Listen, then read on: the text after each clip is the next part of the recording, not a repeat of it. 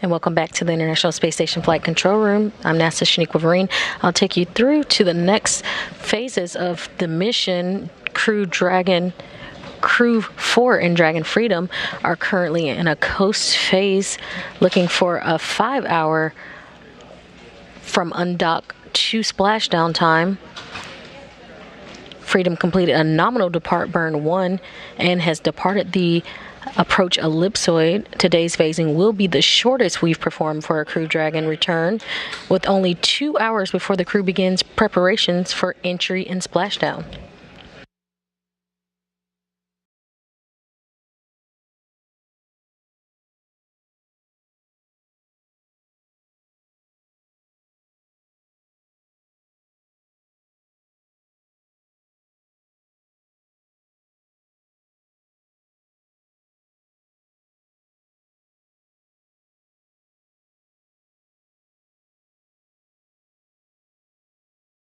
Again, today's phasing will be the shortest we perform for a Crew Dragon return, with only 2 hours before the crew begins preparations for entry and splashdown.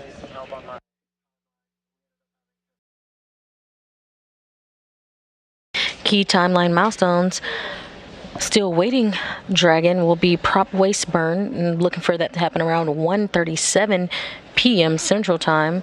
After prop waste burn, we're looking for trunk separation, looking for that at 2:56 p.m. Central Time. Following trunk separation, we'll be looking at the deorbit burn, still scheduled for 3:01 p.m. Central Time. And again, looking for a splashdown off the coast of Jacksonville at 3:55 p.m. Central, 4:55 p.m. Eastern Time.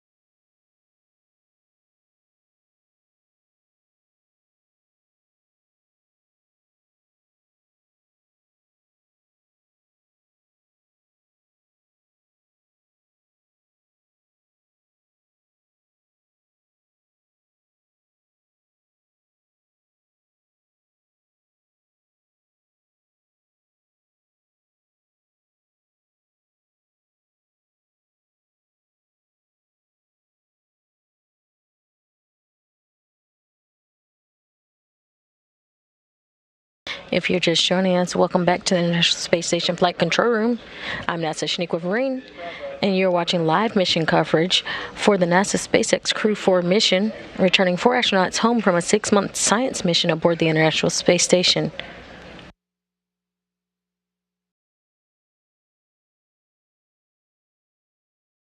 NASA and SpaceX are still targeting a 3:55 p.m. Central Time splashdown off the coast of Jacksonville, Florida, concluding the Crew 4 flight, wrapping up, again, a 6-month science mission for NASA astronauts Kjell Lindgren, Bob Hines, and Jessica Watkins, and ESA astronaut Samantha Cristoforetti. They had a safe and successful undocking from the International Space Station at 11:05 a.m. Central Time, as Dragon and the International Space Station were flying over the North Atlantic Ocean.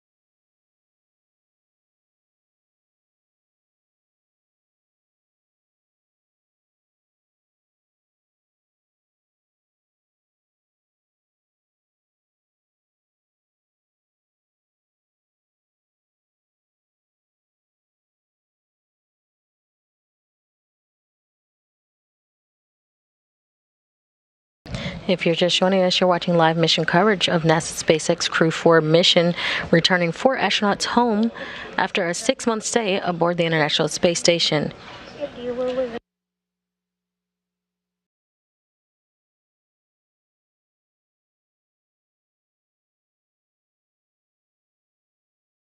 Crew Dragon Freedom departed the station at 11:05 a.m. Central Time, 12:05 p.m. Eastern Time.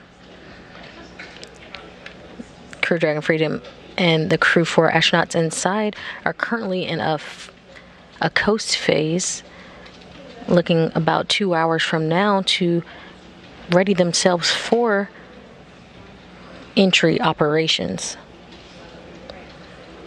Freedom completed a nominal depart burn moments ago and departed the AE, which is the approach ellipsoid. Today's phasing will be the shortest we've performed for a Crew Dragon return, with only 2 hours before the crew begins preparations for entry and splashdown. Again, that's 5 hours from undock to splashdown. In just about 2 hours, the crew will begin their preparations inside for entry and splashdown. Again, donning their suits after doffing just recently. Around 1:37 p.m. Central Time, they'll be looking for a prop wasting burn. After that prop waste burn, around 2:56 p.m. Central Time, we'll look for trunk separation. Following trunk separation, we'll look for the deorbit burn. Currently, that deorbit burn is scheduled for 3:01 p.m. Central Time, allowing for a splashdown off the coast of Jacksonville, Florida at 3:55 p.m. Central Time, 4:55 p.m. Eastern Time.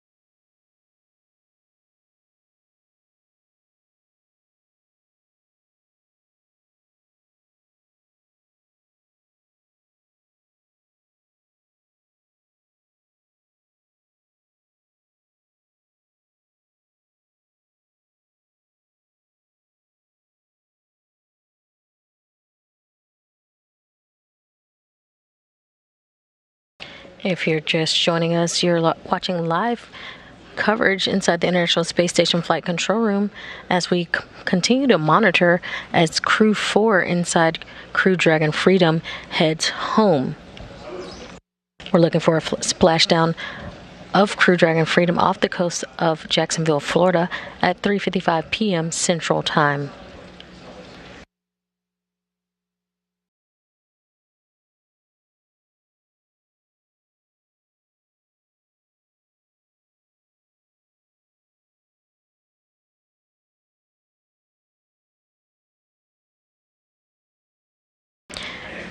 Crew Dragon Freedom departed the station today at 11:05 a.m. Central Time, 12:05 p.m. SpaceX ground teams have pulled go for depart burn 2.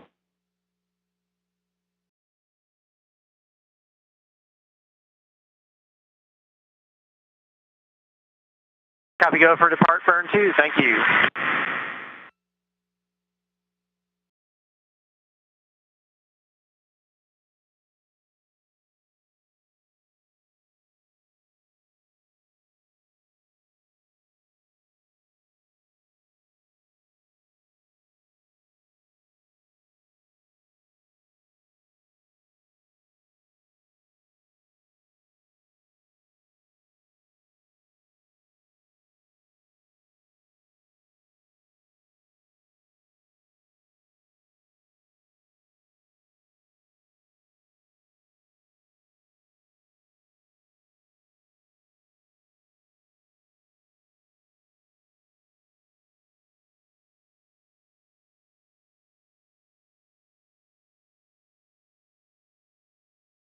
You're seeing dual boxes, MCCX or SpaceX's mission control on the left, based in Hawthorne, California, and you're seeing MCCH or Mission Control Houston, the International Space Station Flight Control Room in Houston, Texas. And you're watching live mission coverage for NASA's SpaceX Crew 4 Splashdown. And we're looking for that splashdown to happen at 3:55 p.m. Central Time, 4:55 p.m. Eastern Time.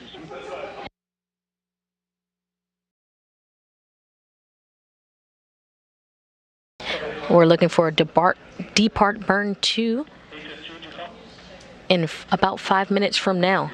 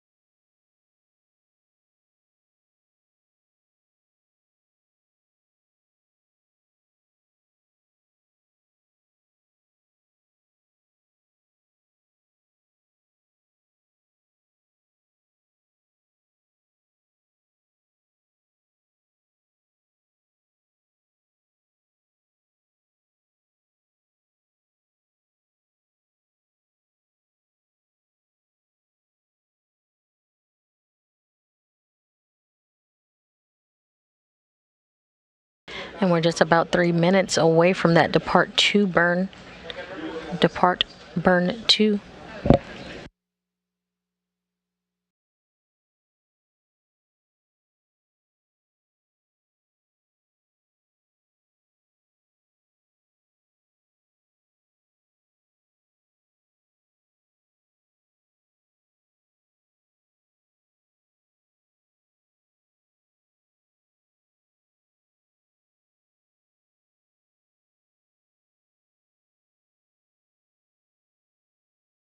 Depart burn 2 is about a 44-second burn, taking Dragon Freedom about 3 meters per second away from the International Space Station.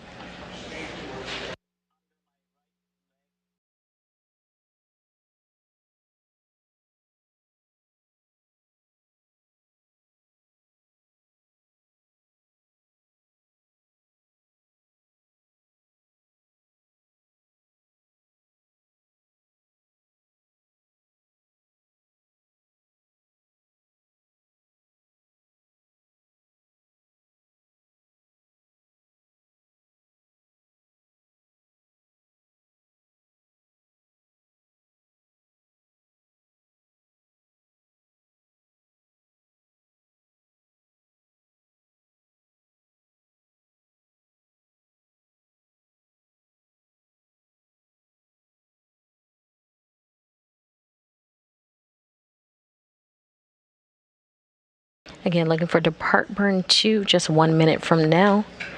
This burn will increase the initial opening rate between Crew Dragon and the space station.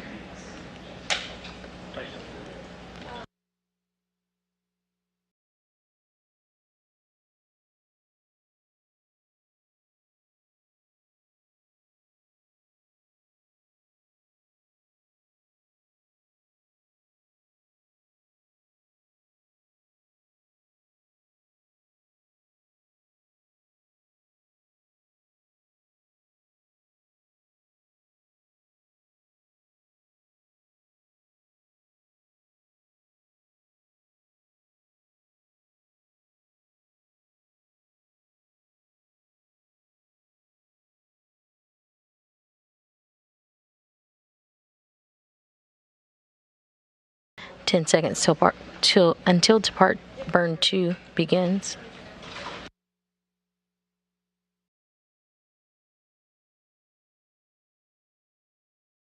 Depart burn 2 in progress.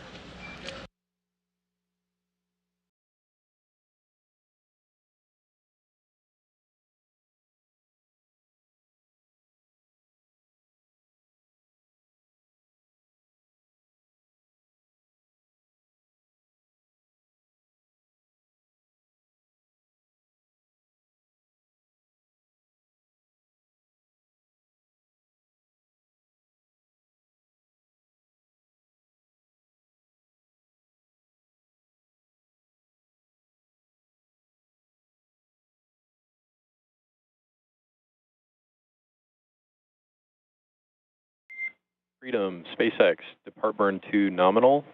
Next up, depart burn 3 in about 45 minutes. At this time, we are able to support a PMC. Please report if you'd like to take it or wave.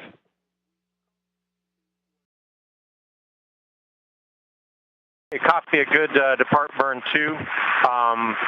Crew's all doing fine. We're starting fluid loading at this time. I have no questions, so we'd like to defer the PMC at this time. Copy, PMC deferred. And I've got one more note for you on vehicle thermals and a crew request. Report ready to copy. Stand by.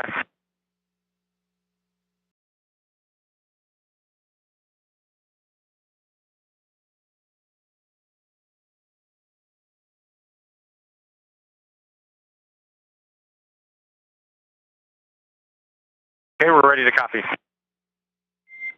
All right, Kjell, we are going to command the vehicle to an elevated thermal loop flow rate as we try to cool it for reentry.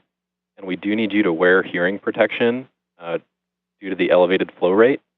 There are some foam earplugs in your satchel if you'd like, and your red and blue earpieces normally used with the suit would be acceptable as well. How copy?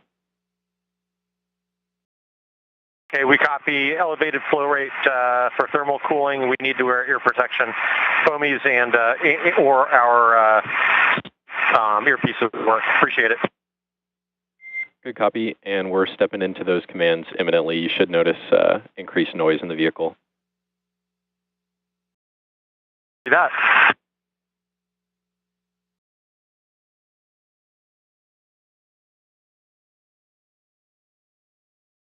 And that was Core or Crew. And that was Core Jake Vindel, or the Crew Operations Resource Engineer out at SpaceX's Mission Control in Hawthorne, California, reporting to Dragon Commander, NASA astronaut Kjell Lindgren, that they had a nominal depart burn 2, and that they're beginning to do some fluid cooling for the Dragon Freedom vehicle. Next up for the crew is depart burn 3, looking for that to happen in about 43 minutes from now.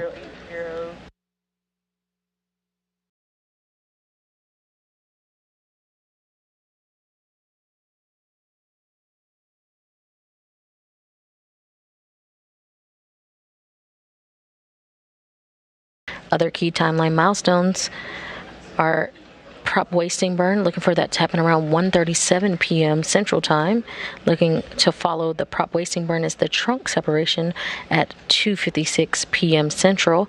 We're also looking for that deorbit burn to follow trunk separation, and that's at 3:01 p.m. Central Time. And again, that deorbit burns puts us in a position for Dragon to drop out of orbit and taking about 30 minutes to enter the Earth's atmosphere, splashing down off the coast of Jacksonville, Florida at 3:55 p.m. Central Time, 4:55 p.m. Eastern Time.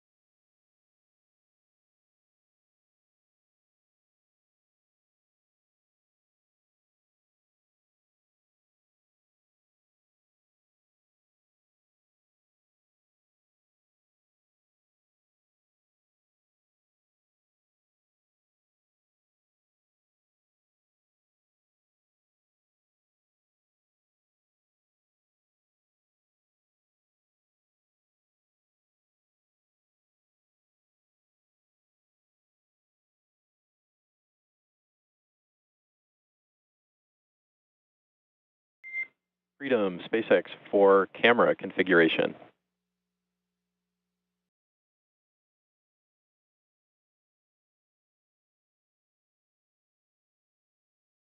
Go for Freedom. Hey, just checking in. We do have the cameras external right now, and we can keep them that way all the way through to entry, but wondering if you have a preference on cameras external or inside the vehicle.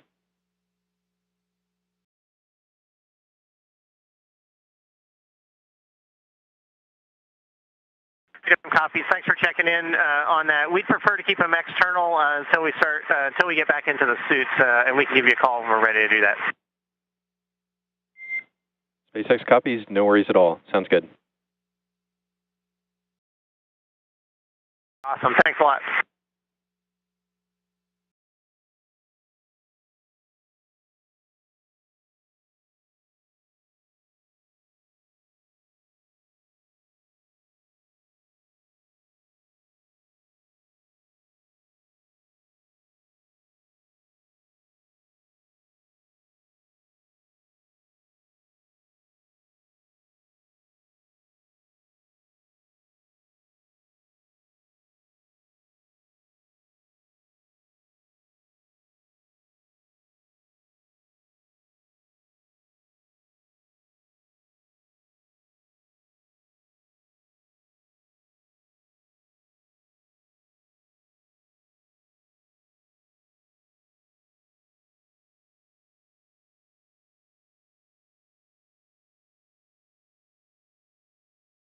If you're just joining us, you're watching live mission coverage of NASA's SpaceX Crew 4 mission, returning 4 astronauts home after a 6-month science mission aboard the International Space Station.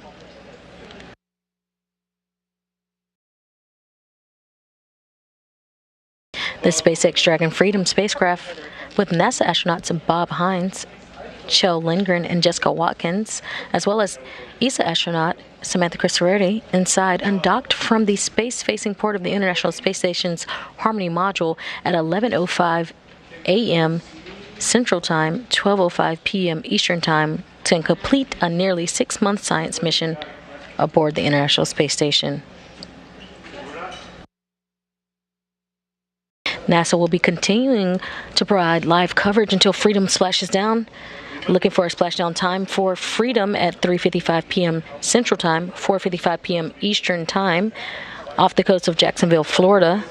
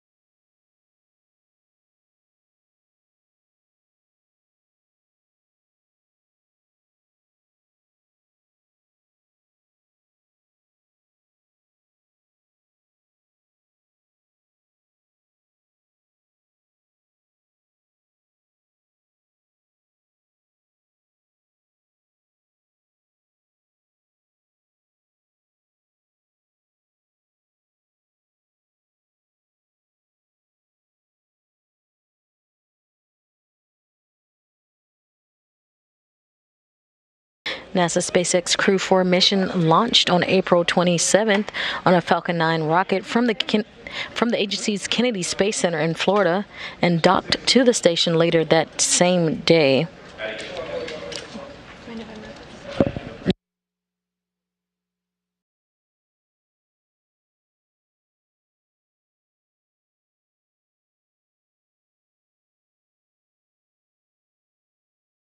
Upon undocking today, the crew met some mission milestones. This crew was aboard the International Space Station for 170 days.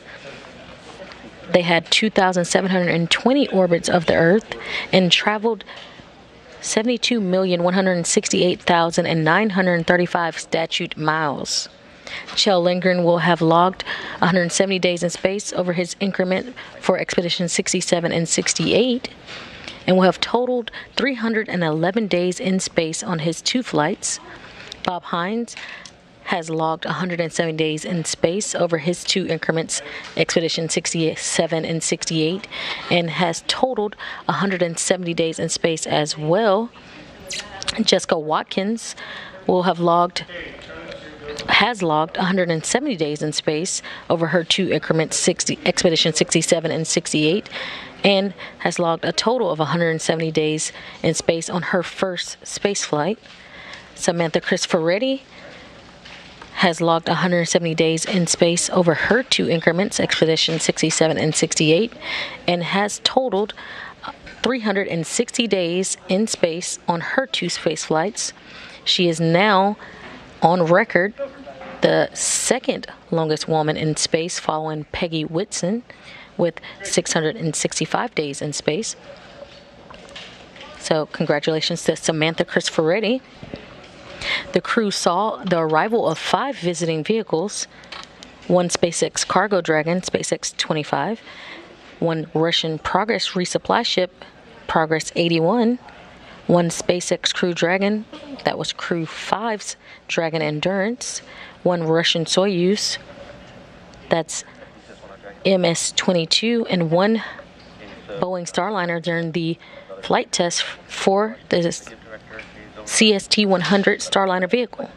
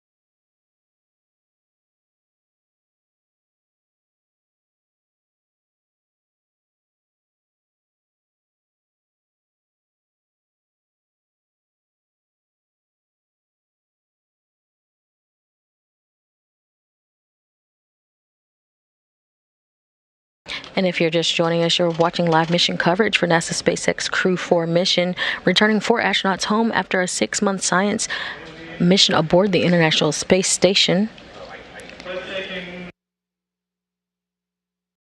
NASA and SpaceX are still targeting a 3:55 p.m. Central Time splashdown off the coast of Jacksonville, Florida, concluding Crew 4's flight, and again wrapping up nearly a 6-month mission aboard the International Space Station. NASA astronauts Kjell Lindgren, Bob Hines, and Jessica Watkins, as well as ESA astronaut Samantha Cristoforetti, are currently in a coast phase heading home back to Earth.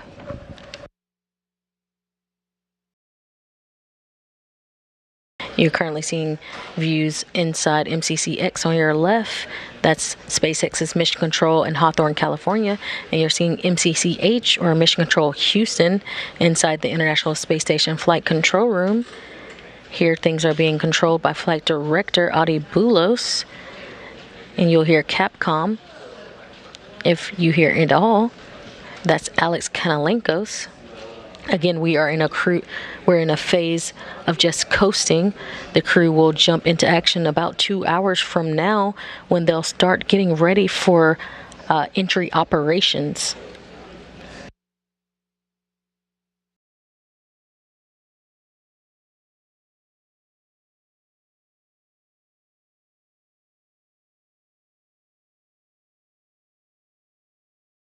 Freedom completed a nominal depart burn 2 and looking for depart burn 3 to happen in just about 23 minutes from now.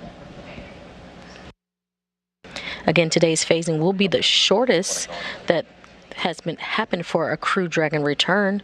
In just about 2 hours from now, the crew begins preparations for entry and splashdown. Again, from undock to splashdown is about 5 hours today. A couple key timeline milestones.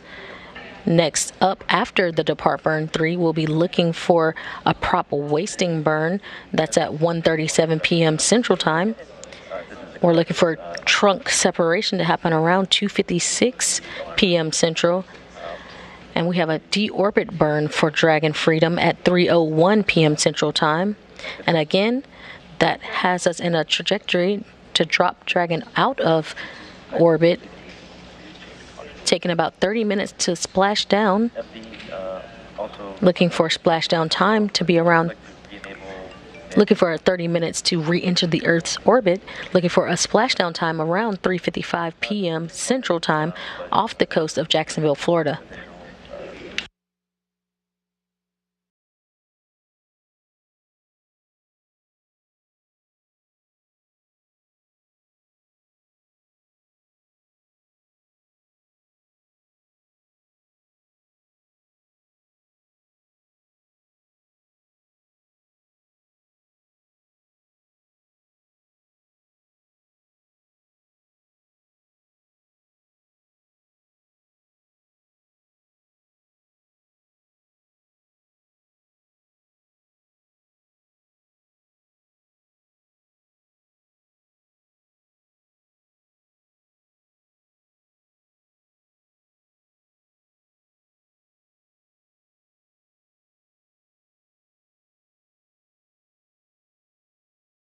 NASA will continue to provide live coverage until Freedom splashes down.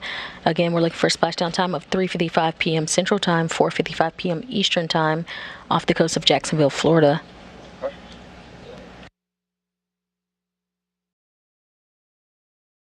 While my time now is ending, my colleague Chelsea Bayarte will take you guys through the coast phase, and she'll be looking for colleagues at SpaceX to rejoin the broadcast around 2:45 p.m. Central Time.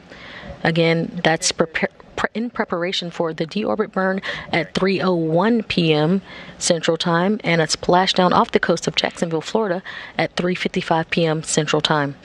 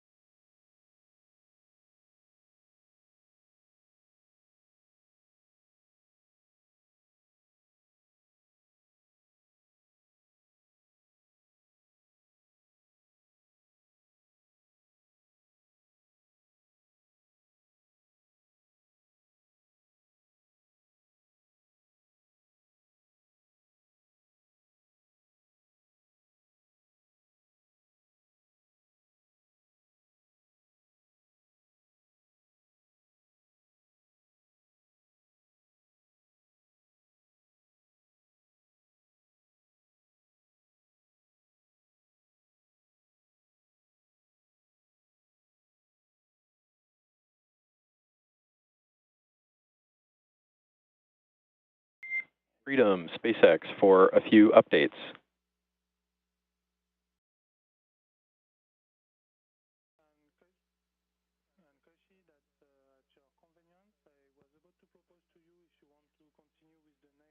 And go for Freedom.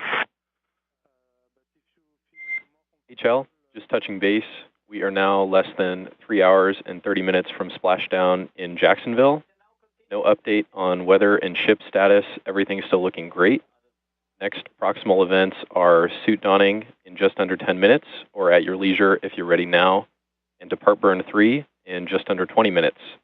At this time, Hawthorne has pulled go for depart burn 3.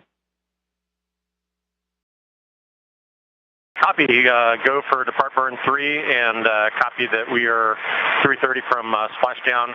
Everything looks good, and we're starting suit donning now.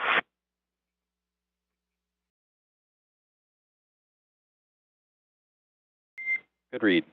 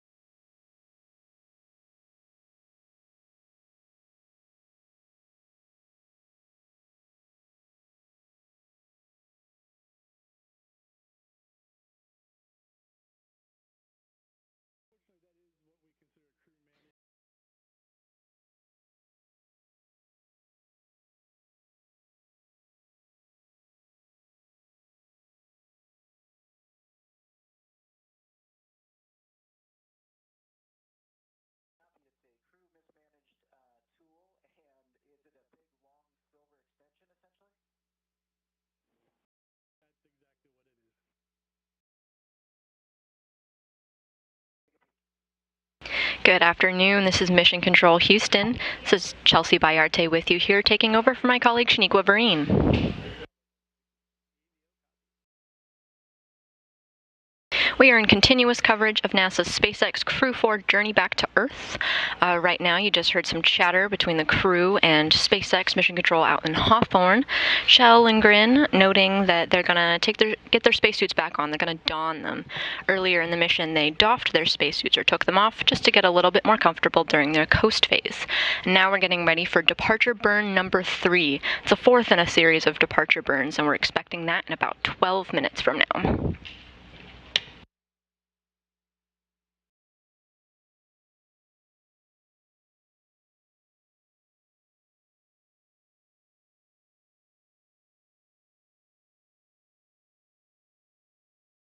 After they get their spacesuits on, we might get some live views from inside the Freedom Dragon capsule. So we can expect that in just a little bit.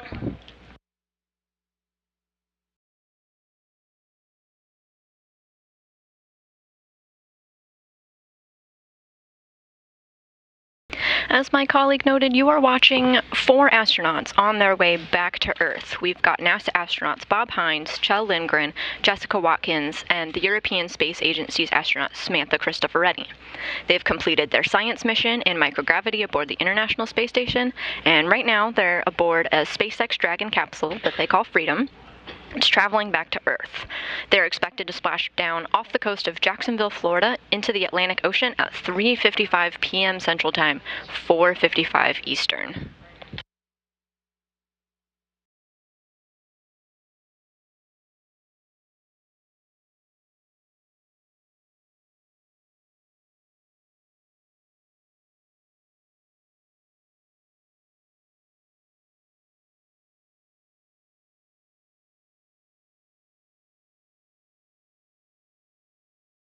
As we get ready for this scheduled departure burn, let's talk a little bit about what the crew's been up to.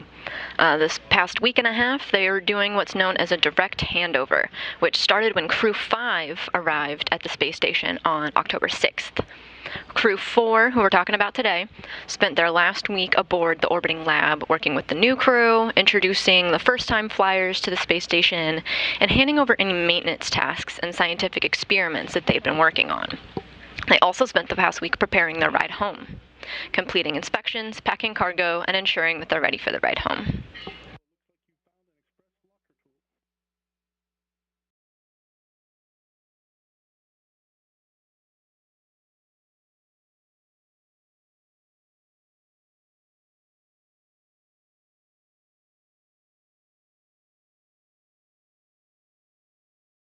All of that hard work accumulated to what we have today, their undocking.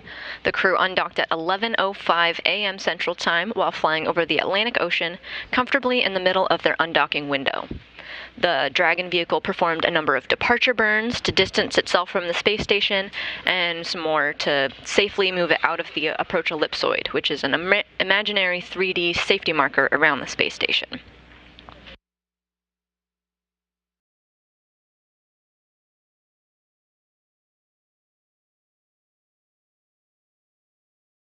Today's operation, total time between undocking and splashdown, is about 5.5 hours.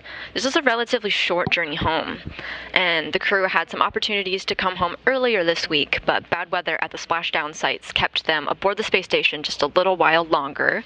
But had they departed earlier this week, due to some orbital mechanics, they would have had a longer trip home, so I'm sure they're excited about 5.5 hours as their total journey time today.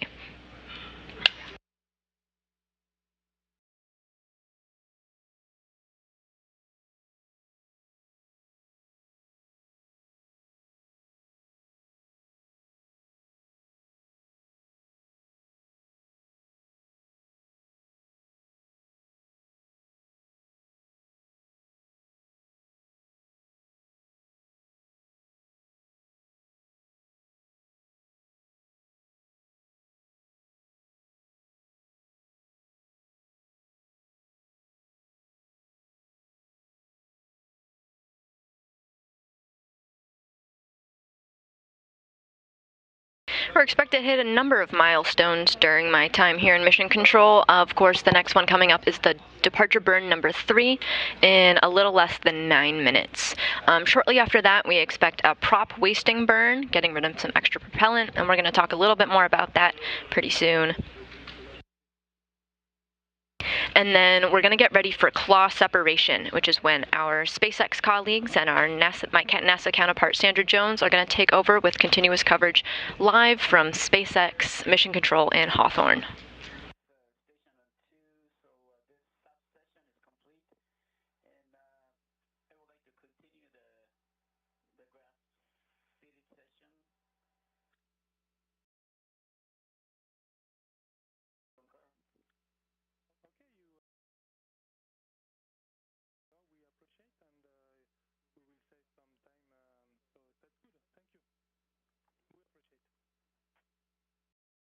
You're getting a live view right now of SpaceX, and sometimes you'll hear the voice of crew operations and resource engineer. Basically, SpaceX version of a Capcom is Jake Vendel, who you'll hear occasionally checking in with our astronauts Bob Hines, Kjell Lindgren, Jessica Watkins, and Samantha Cristoforetti.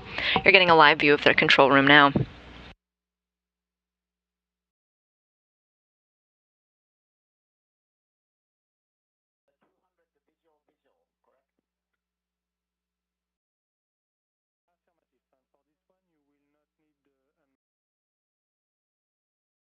Meanwhile, here in Mission Control, which you see on the right, we have Flight Director Adi Boulos at the helm, and Alex Kanalakos is serving as our Capcom here at NASA. They worked alongside SpaceX in Hawthorne, California, to get the Crew Dragon vehicle undocked from the space station. They're continuing to monitor today's splashdown, but are focused on the crew living aboard the International Space Station now.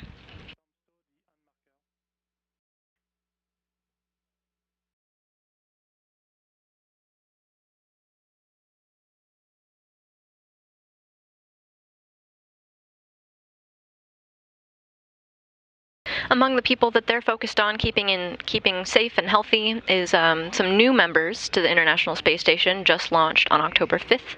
It's the Crew 5 crew: Nicole Mann, Josh Cassada, Koichi Wakata, and Anna Kikina.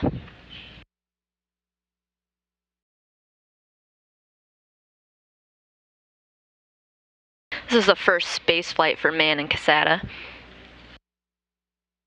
Nicole Mann is a Petaluma, California native, and we're excited she is our first Indigenous woman from NASA to fly in space.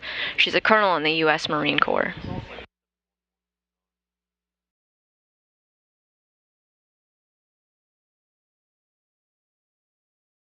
Josh Cassada is a White Bear Lake, Minnesota native, and he's a physicist and U.S. Navy test pilot.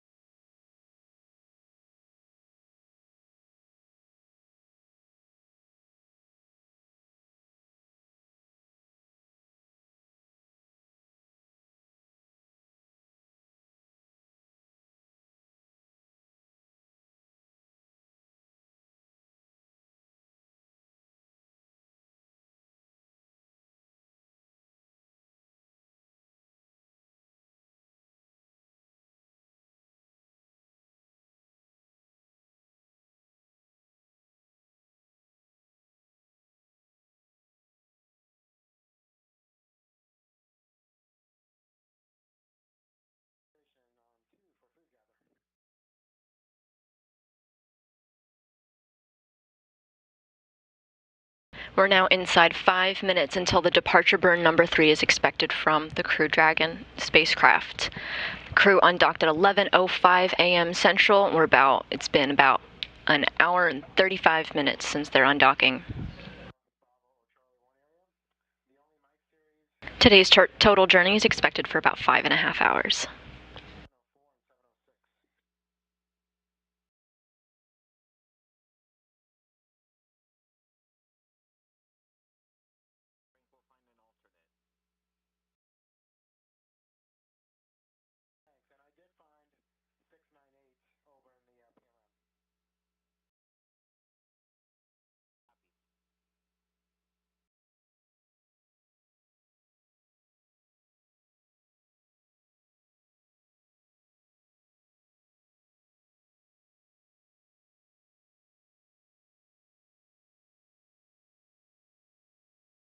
Now 3.5 minutes away from departure burn number 3, one of the burns designed to get Dragon to its splashdown site and safely back on Earth.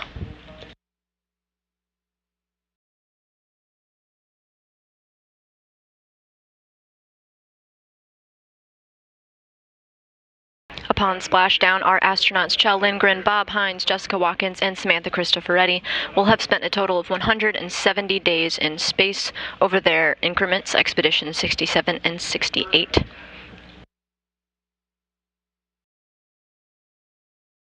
For Hines and Watkins, this is their first space flight, and they will have spent 170 days in space total.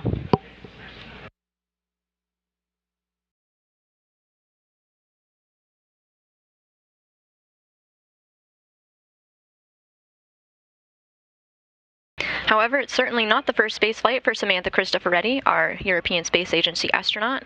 She will have totaled 369 days in space, and during this mission, she completed a spacewalk, totaling 7 hours and 5 minutes. The first spacewalk of her career.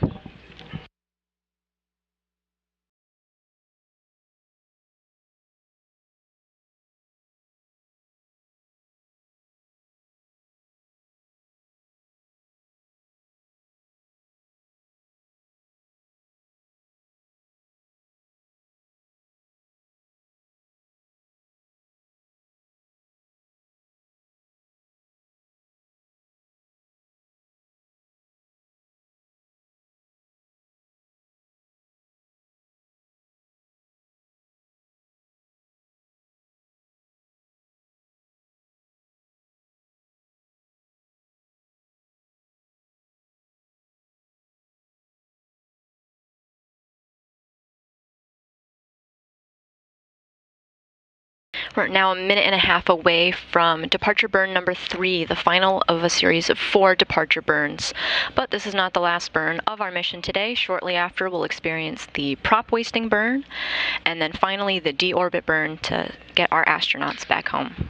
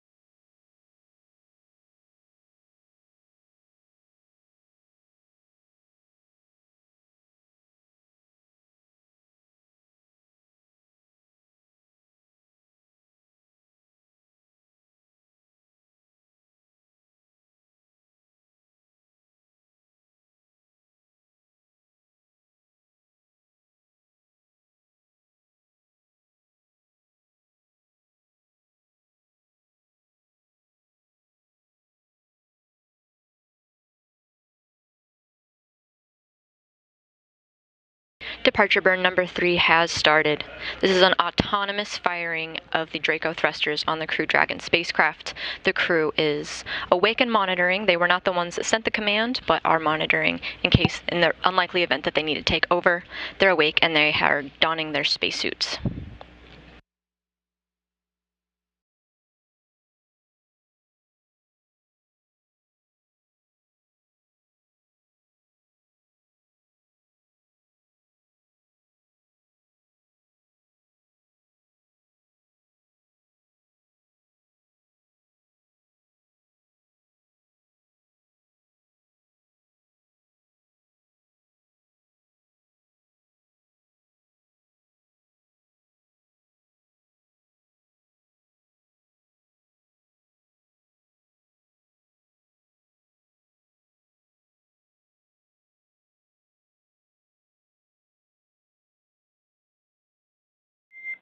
Freedom, SpaceX, depart burn 3 nominal, and I've got 2 more notes for you when ready to copy.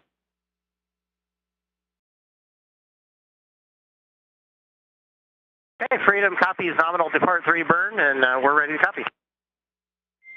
Hey Farmer, 2 notes. We are about to enable deorbit sequence and entry on the vehicle, and you'll see the flag go high in a minute. And second, we are handing over down here in Hawthorne. It's been an absolute pleasure working with you today, and we all wish you luck through deorbit. We are leaving you in the very capable hands of Arthur and the rest of Shift 2.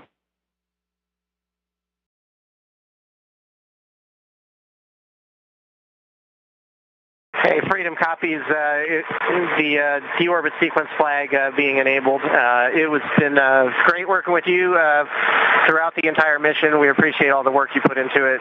Greetings to Arthur and the next shift. We're really looking forward to the trip home, and I can't wait to be out there and see you guys in Hawthorne here in the near future. Good words, and we'll see you soon. Great. Take care, bro.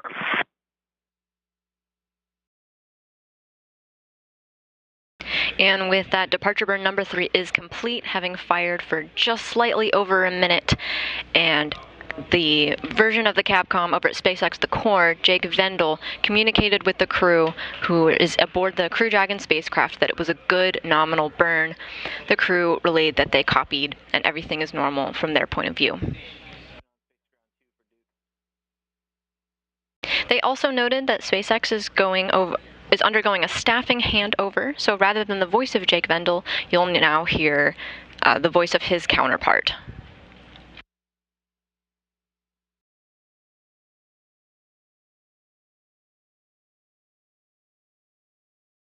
Taking a look at your screen, the view on the left is Mission Control Hawthorne, where SpaceX operates out of. And that's where the voices are coming from. To the right is Mission Control Houston, who is monitoring the situation and communicating with our crew who remained aboard the International Space Station.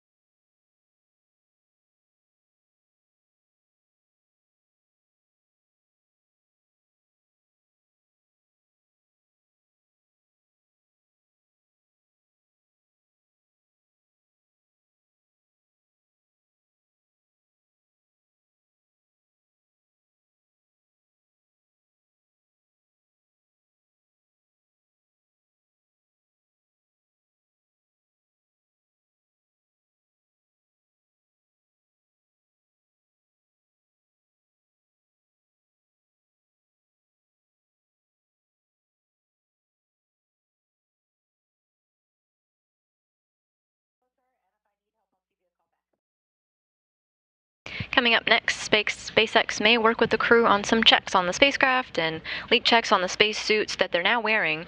But a milestone that we're going to be looking out for is the prop wasting burn. The Dragon spacecraft has extra propellant on board that it doesn't need. SpaceX wants to get rid of the excess to cut down on as much weight as possible. The fuel is toxic, so they want to get rid of as much as possible before returning back to Earth. It burns up in the atmosphere and is non-harmful, and especially not harmful to the astronauts safely inside the spacecraft. So we're getting rid of some fuel. What happens if there's an emergency and we need to use that fuel? But the good news is that if you dump the fuel and something happens, it's not likely because you wait until the last possible moment. This is planned down to the T, so we know that we have all the conditions that we need to get home. In doing so, getting rid of this extra propellant does not change the orbit or trajectory at all. And we have enough on board to execute the remaining burns, including the deorbit burn, to get them back home.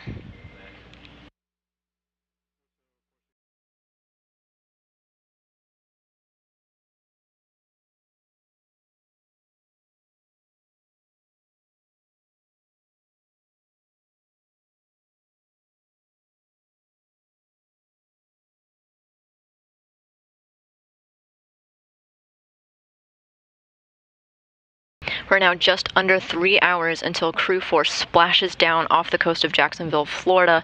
We are expecting approximately 4:55 p.m. Eastern Time for that splashdown.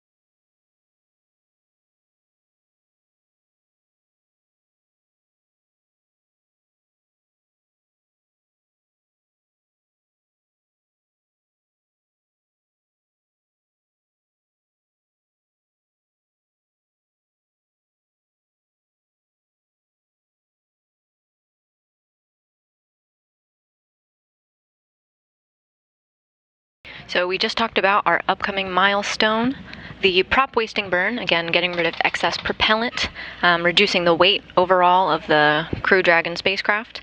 Shortly after that, we're going to maneuver the Dragon spacecraft to get it ready for trunk separation. In this maneuver, the spacecraft flips around so that when the trunk separates, the crew doesn't have to worry about the trunk catching up and making a collision. When turned around, the trunk is put in front and travels more quickly than Dragon, so there's no risk of recontact. Then Dragon is flipped back around. But during the claw separation, when we're talking about the claw, we're talking about part of the Dragon's trunk. The claw is connected to the trunk via electrical and fluid quick disconnect lines. When the claw separates, it severs all lines between the trunk and the capsule. The trunk separates 45 seconds later, and the trunk safely burns up in the atmosphere.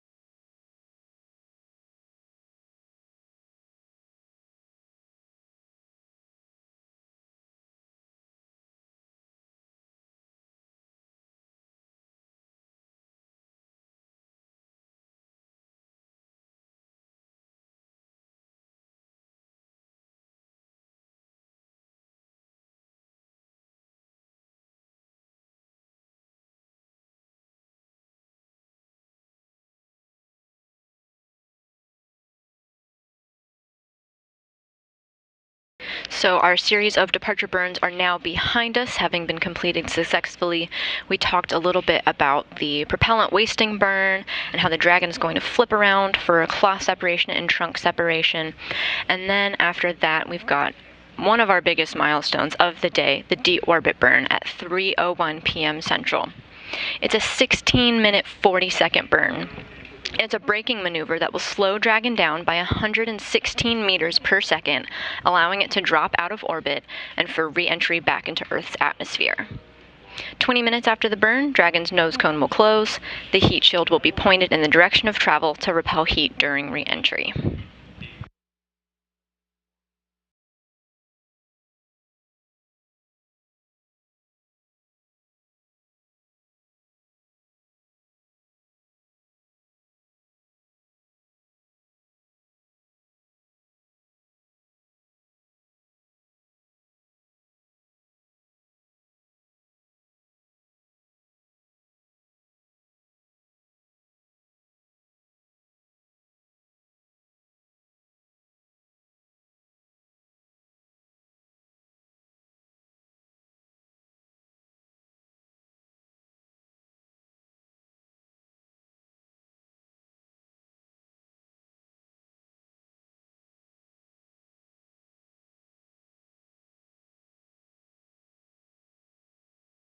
SpaceX has included the step of closing the nose cone because the nose cone protects onboard things like the docking ring. Of course, now that the spacecraft is back home, it doesn't need to dock with anything anymore. If the nose cone can't close, it will not impact our mission. It works just fine with crew safety. The only thing that would happen in the unlikely event that the nose cone can't close is it affects the reuse of the vehicle.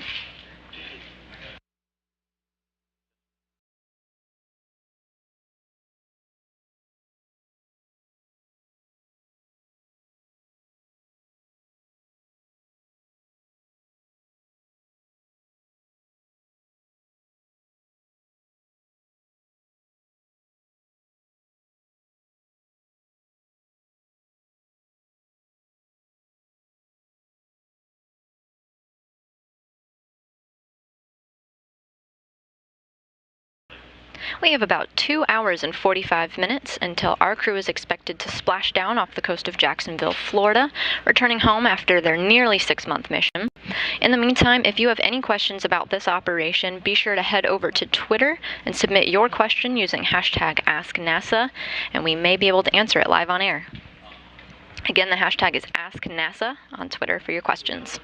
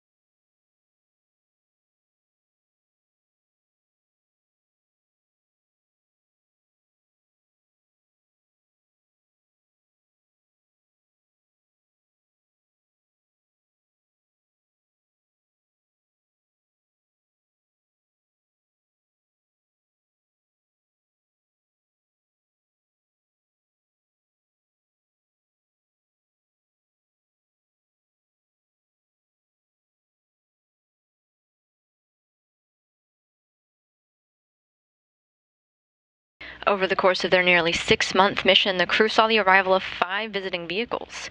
We had a SpaceX Cargo Dragon.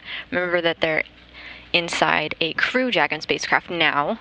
A Cargo Dragon brings other supplies. Saw a Russian Progress resupply ship. Another SpaceX Crew Dragon vehicle. That was the one that they're in. Russian Soyuz. And, of course, the arrival of the Boeing Starliner for the OFT-2 mission. Among these cargo resupply missions that they saw come to the International Space Station included a number of supplies for them, maintenance items for the International Space Station, and most importantly, scientific experiments. That was the crux of their entire mission aboard the space station, is to work on these science missions.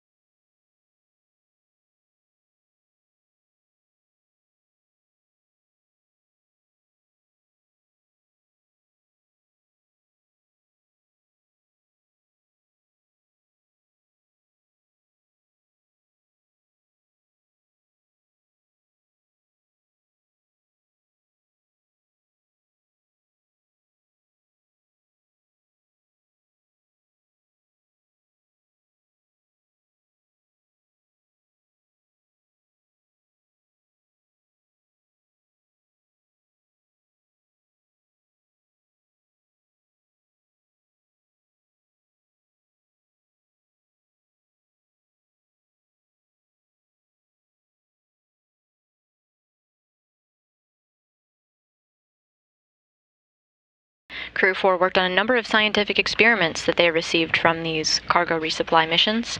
Among some science experiments that they worked on includes one that may help improve life on Earth. They evaluated a manufacturing process to develop artificial human retinas. The process creates implants by applying layer after layer of a thin film. Microgravity may improve the quality and stability of these films. The goal of the experiment is to help people with retinal degenerative diseases in their eyes. Another experiment that they worked on is X-Roots. It's a plant experiment. It looks at different techniques, both liquid-based and air-based methods, of growing plants without soil. Researchers want to understand methods of growing crops to help areas on Earth unable to grow crops with conventional methods, but also set us up for longer duration missions to space. Our astronauts have noted that fresh food is a great joy for them, so we want to find ways to grow this nutrient-dense crops out in space, particularly helpful for NASA's Artemis missions with the goal of getting a long-term presence on the Moon and on Mars.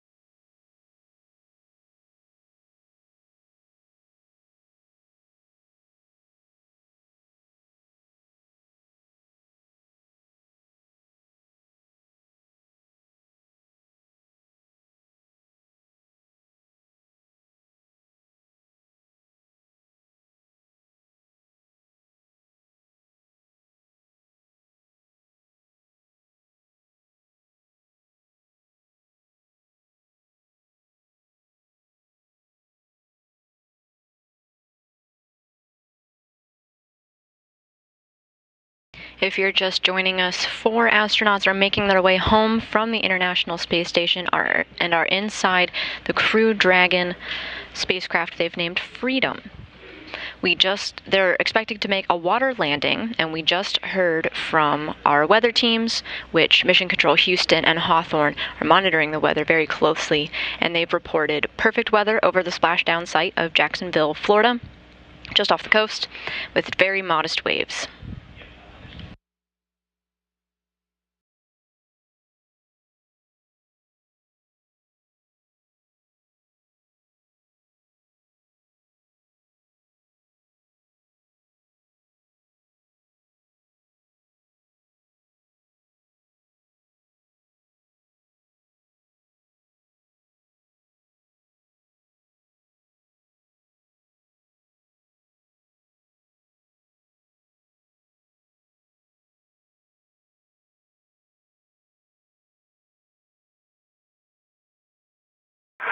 Hawthorne Freedom on the big loop for inventory.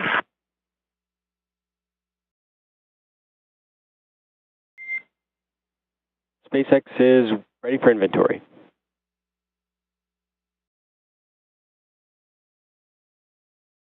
Okay, copy. We have consumed all 5 waters from bag 207 in location 10, bag 203 from location 9.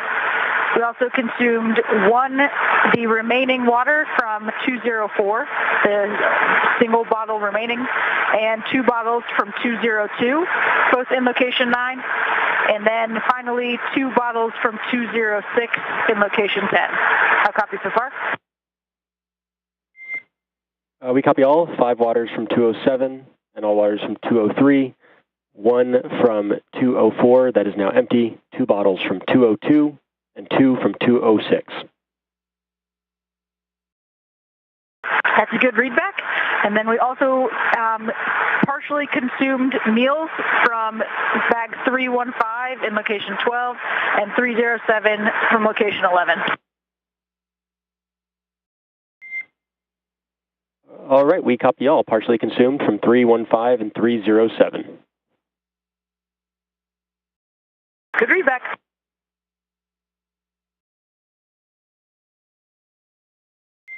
And one more note for you, no response required, but we have pulled go for the upcoming out-of-plane burn per your forward view displays. Just one note on the tablet timeline, it does read that this is a return phasing burn, but this is an out-of-plane burn per your forward view.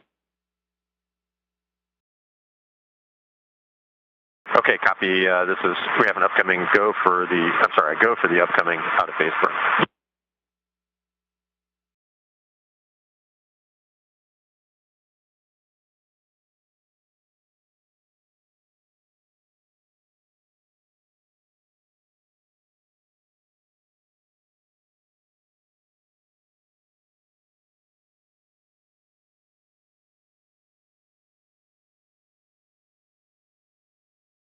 You just heard the voice of NASA astronaut Jessica Watkins as she was reporting an inventory check from her spacecraft down to the ground.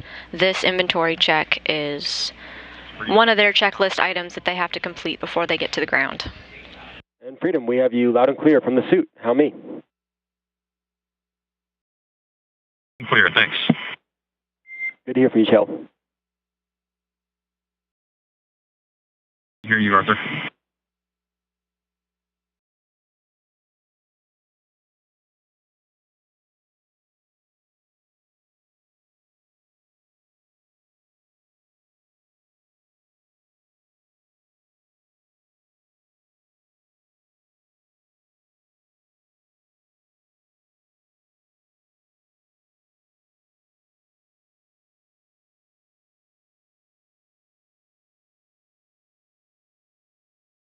Watkins was reporting some of their onboard consumables, reporting that they've had some water and that they've eaten their meals on their journey on the way home.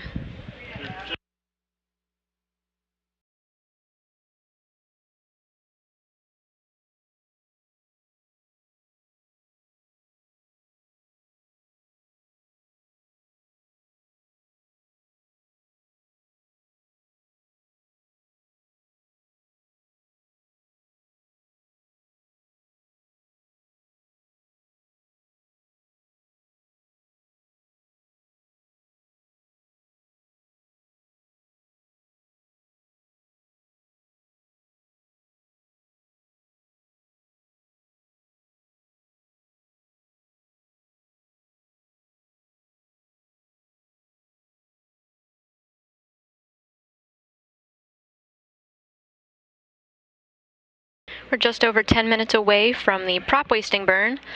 In this exercise, they're going to be dumping excess propellant so that they're at the right weight and center of gravity for re-entry and keeping enough on board for the upcoming deorbit burn at 3:01 p.m. Central.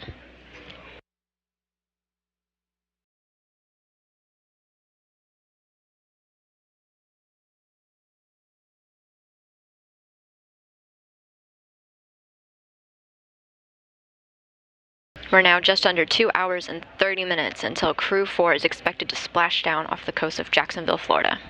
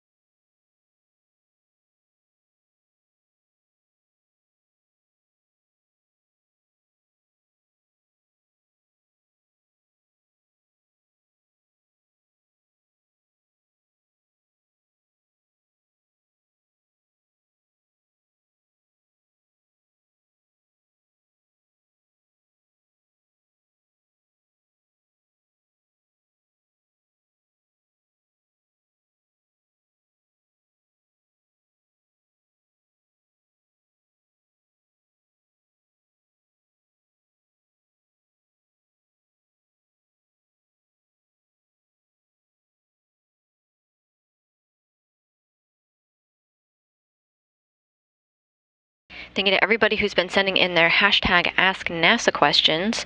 We have one from Chrissy who asks, if the crew needed to continue to stay aboard the International Space Station, like in the event of some bad weather, how much longer could they theoretically stay? And would it be possible to switch to a different landing site if needed? That is a really good question, and multiple deorbit opportunities and landing sites are available over the course of several days. While they have these several options before undocking, once the crew is en route back to Earth, they cannot switch landing sites.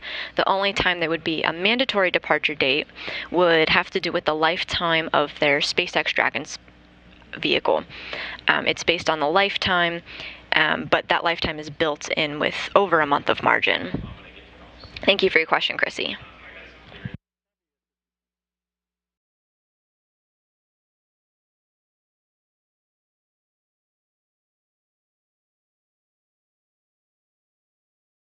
SpaceX Dragon, Section 3, we can report the cabin is configured, loose items are stowed.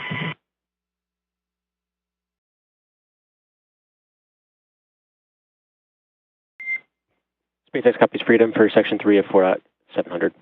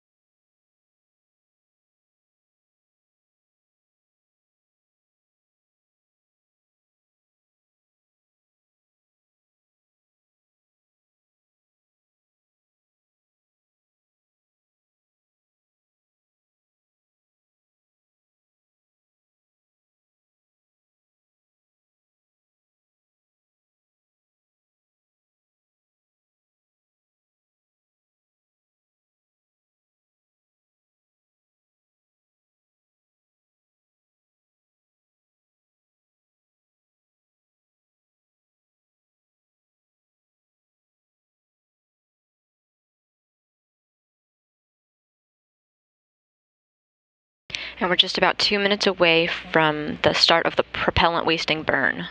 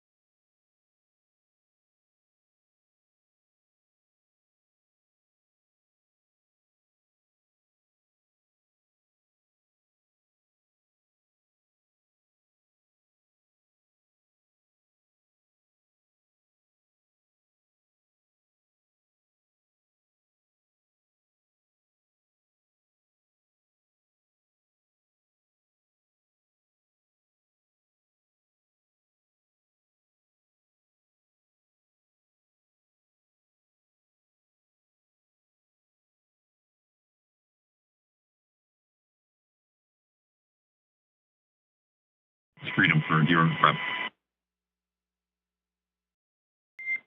And go ahead for SpaceX. Roger, just confirming we're deferring step 4 floater cam inspection. That's affirmative. We are deferring and not performing the floater cam inspection.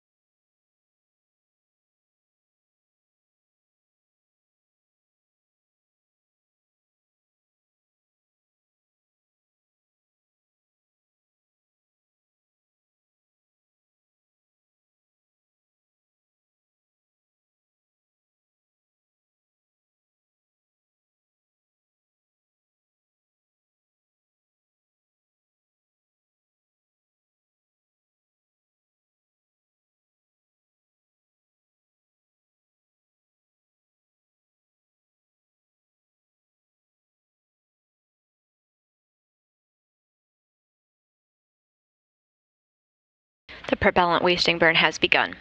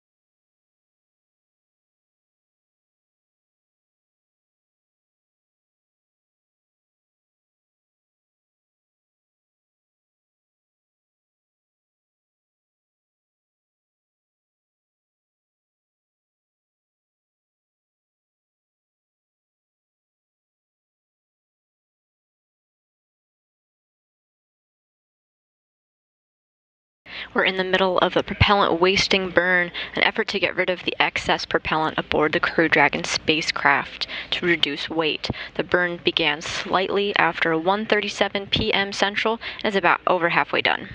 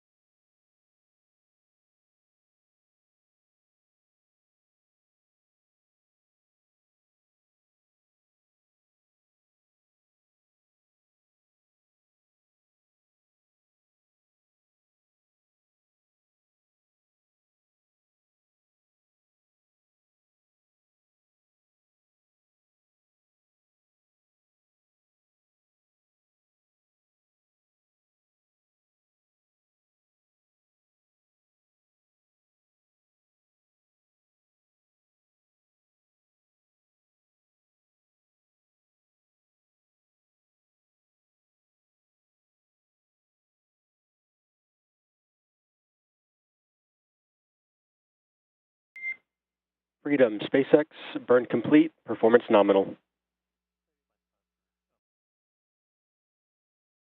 Copies, nominal burn.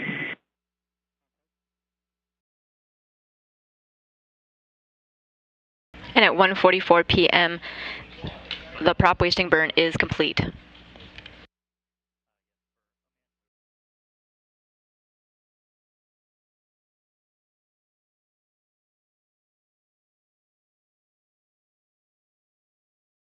The burn began slightly after 1:37 p.m. Central Time in an effort to get rid of some excess propellant to reduce the weight on the spacecraft.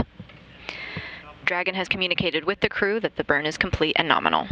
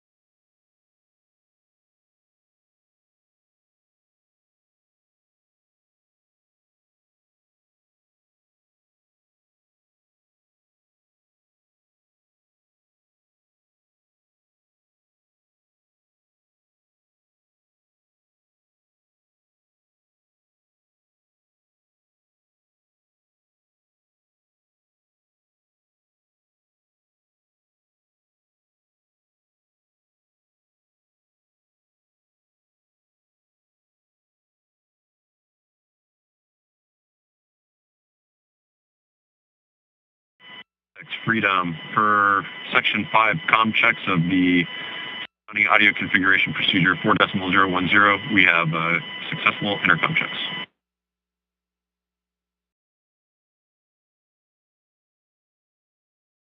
And SpaceX copies for 5.2 of 4.010.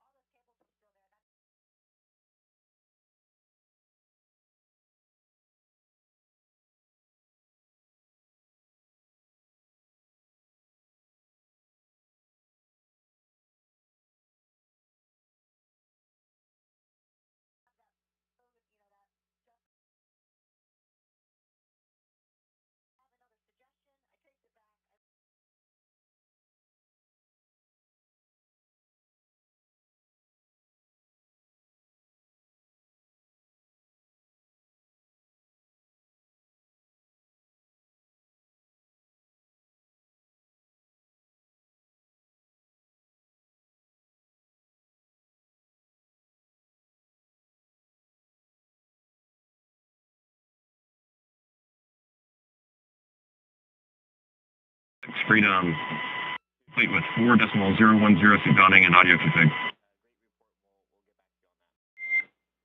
SpaceX copies for completion of 4.010. Stand by for suit leak checks. Copy, standing by. And Kjell, one additional note for you. I do see that some suit push-to-talk destinations may still be set to ISS. You can make sure all push-to-talk destinations are set to ground for all 4 seats. Thank you.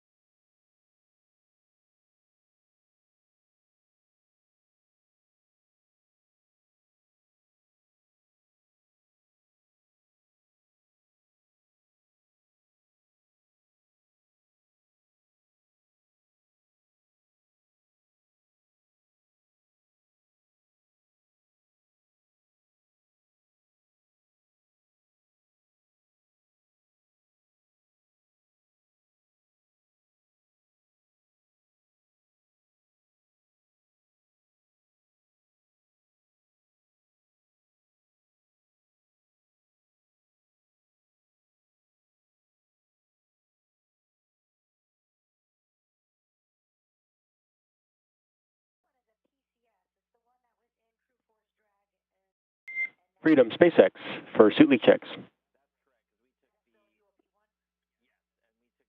For Freedom. Kjell, this time I'll give you a go to step into 4.011 suit leak check, section 1. Go, 4.011, section 1.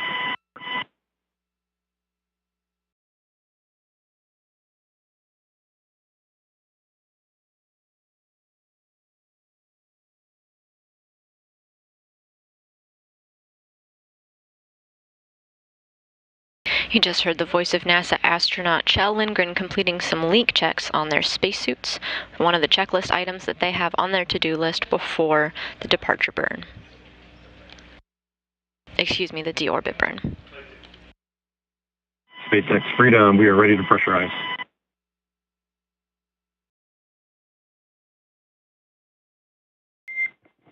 Copy, Freedom. I'll give you a go for step 2.3 in 4.011.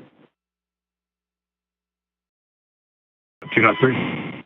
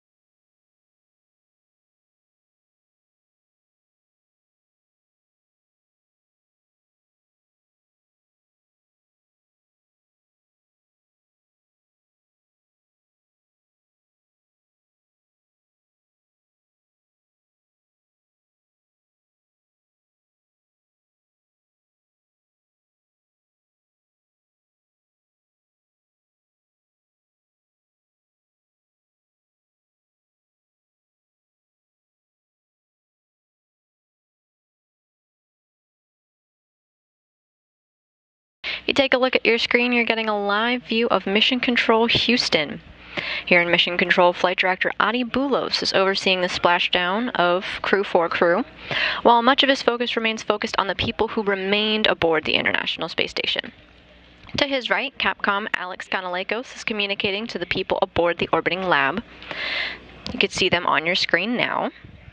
Adi Boulos in the suit looking almost on screen. The space station is currently flying 259 statute miles above the North Pacific Ocean and has 7 people on board total.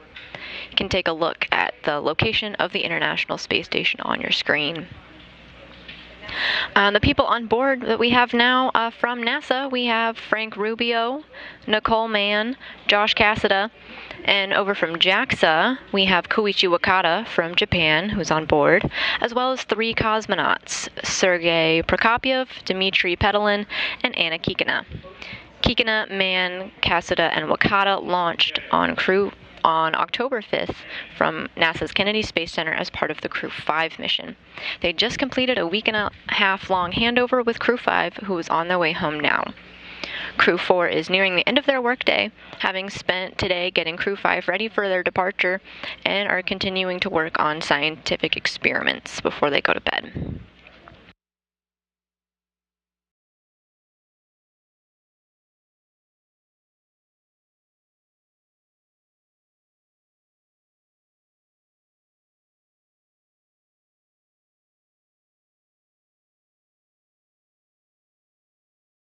Freedom, we have good leak check 4 nominal suits, and you all are welcome to come aboard on the cameras.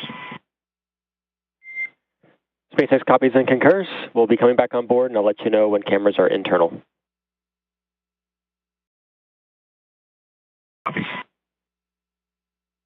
Taking a look at your screen, you see a lot of figures flying around. What you want to draw your attention to is the very left topmost corner. That is the International Space Station. It is about to cross over the west coast of the United States and upwards towards Canada.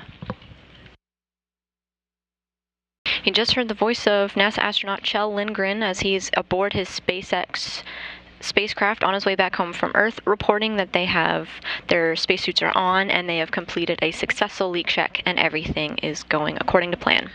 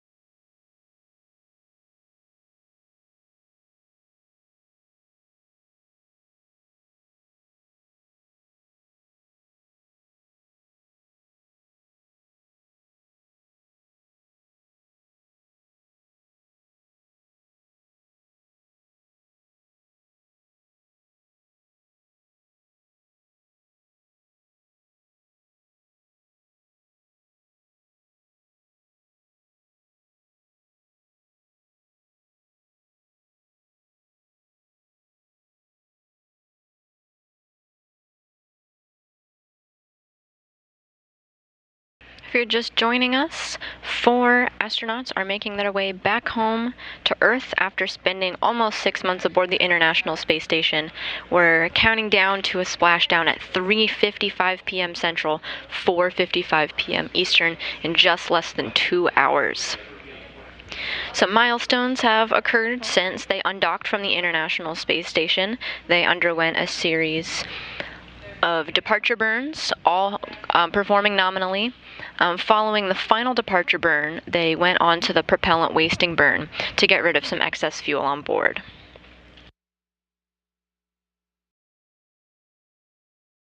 The crew is awake and communicating with the SpaceX team in Hawthorne, California on the ground.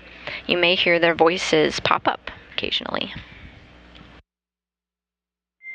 Freedom, SpaceX, we are back on board with internal cameras and see 4 crew members seated.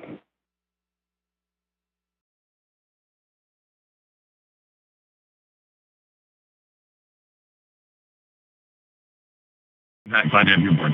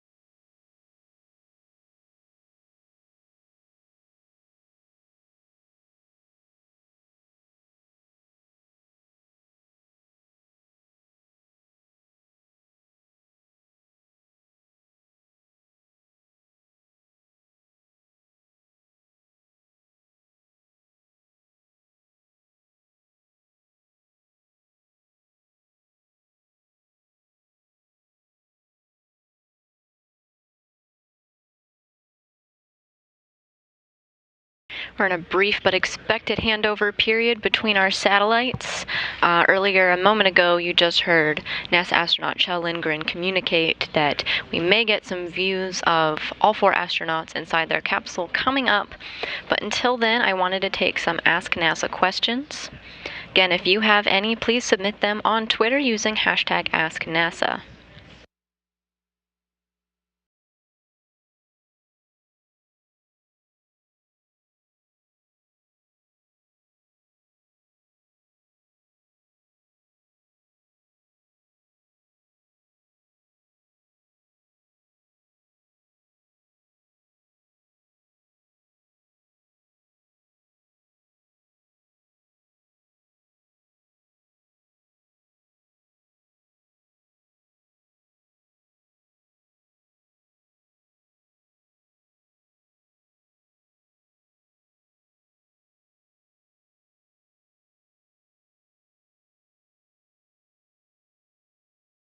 One of the questions that was submitted was from Logan on Twitter. He asks, how many times has Dragon Freedom been in space? The Crew 4 mission flew a brand new Crew Dragon spacecraft, and of course they named it Freedom. If you're the crew who is taking the spacecraft out into space for the very first time, you get the honor of naming the spacecraft. And of course they chose the name Freedom, a tribute to the Freedom 7, the first U.S. human spaceflight, as well as a nod to the ingenuity of those involved in their mission today with the Commercial Crew program to usher in a new era of human spaceflight.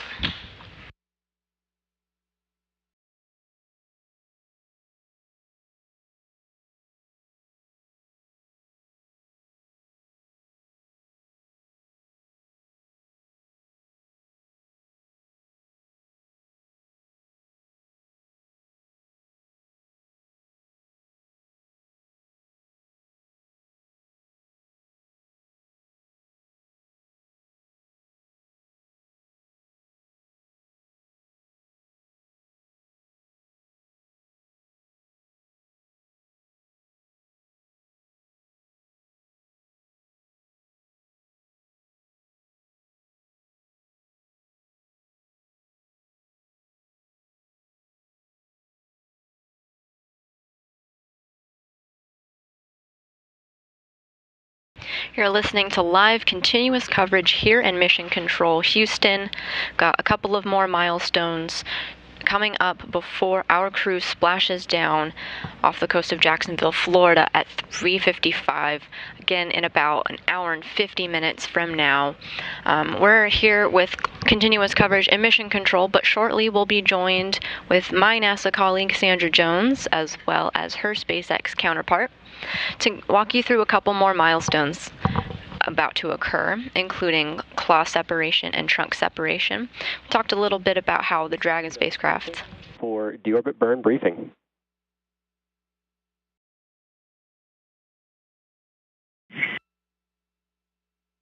SpaceX, we are ready for the brief. Okay, Kjell, we are coming up on our deorbit sequence start, but I do have a couple minor updates to your tablet timeline. Report when you're ready to copy.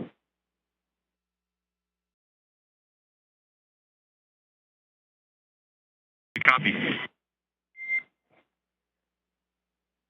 The deorbit sequence will start at 1953. Your crew display should show this updated time for claw set prep, but this is a delta from your tablet timeline.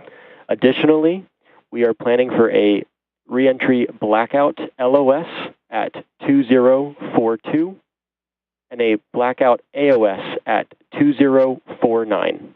I'll copy.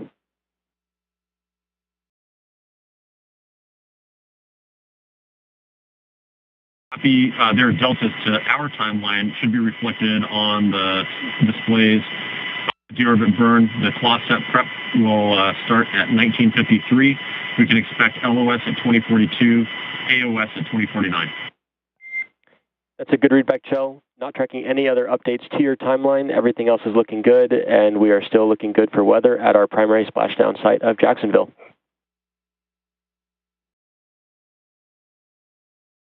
Scanning. We see that we're going to be flying over just one orbit away here in a few minutes. We're looking forward to it.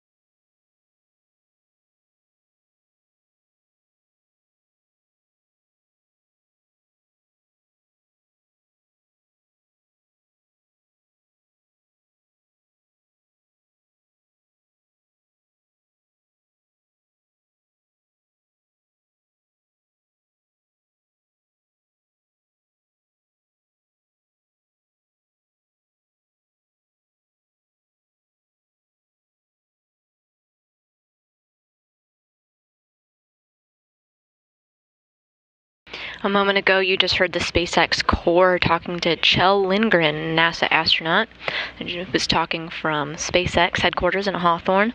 They're talking ahead of a deorbit burn expected in over an hour. The Corps let them know what their monitors will look like and what to expect. They also briefly discussed claw separation and trunk separation, which is our next major milestone in today's mission. The Dragon spacecraft will maneuver around before separating the trunk, and my colleagues in SpaceX will be live with you during that step. The SpaceX Corps also told the crew to expect a planned and expected loss of signal where the ground is unable to communicate with the crew just briefly.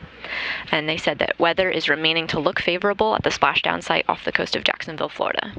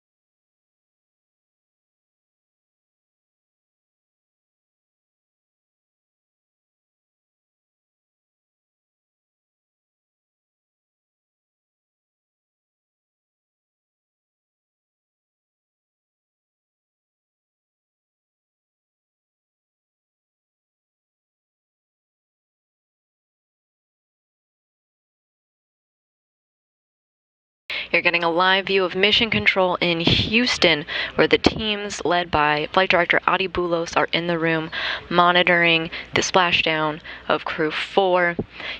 This is one of our Ask NASA questions of what are the monitors that we're looking at.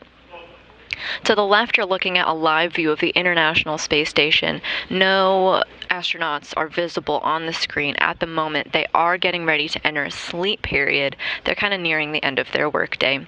They started their day getting Crew 4 ready for departure, monitoring the undocking, and went on to work on some scientific experiments. In the middle is where all the action is happening. You see the Crew 4 astronauts live in their spacecraft on their way home to Earth. Most visible is the very left, NASA astronaut Jessica Watkins in her spacesuit.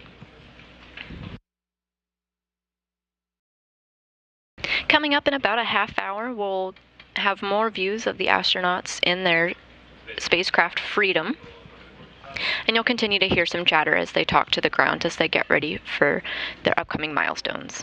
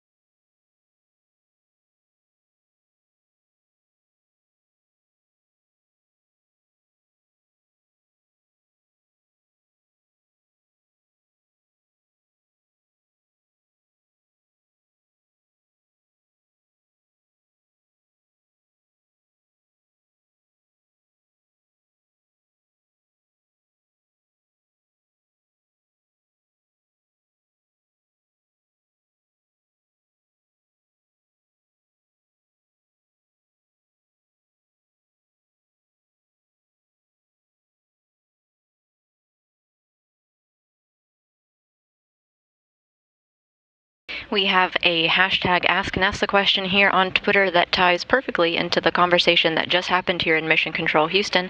Jeff Fox is asking, does Crew 5 follow Crew 4's return to Splashdown?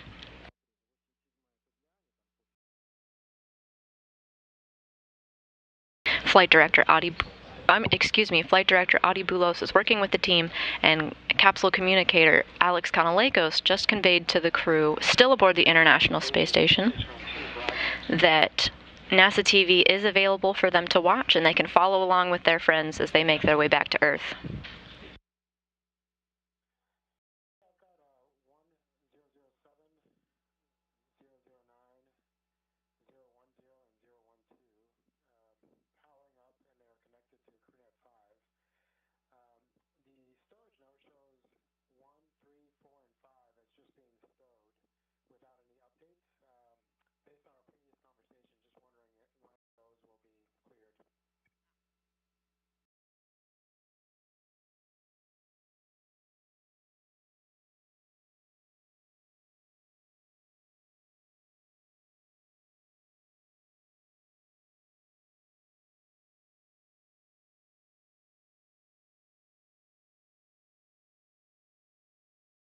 We're just over 30 minutes until the deorbit sequence begins.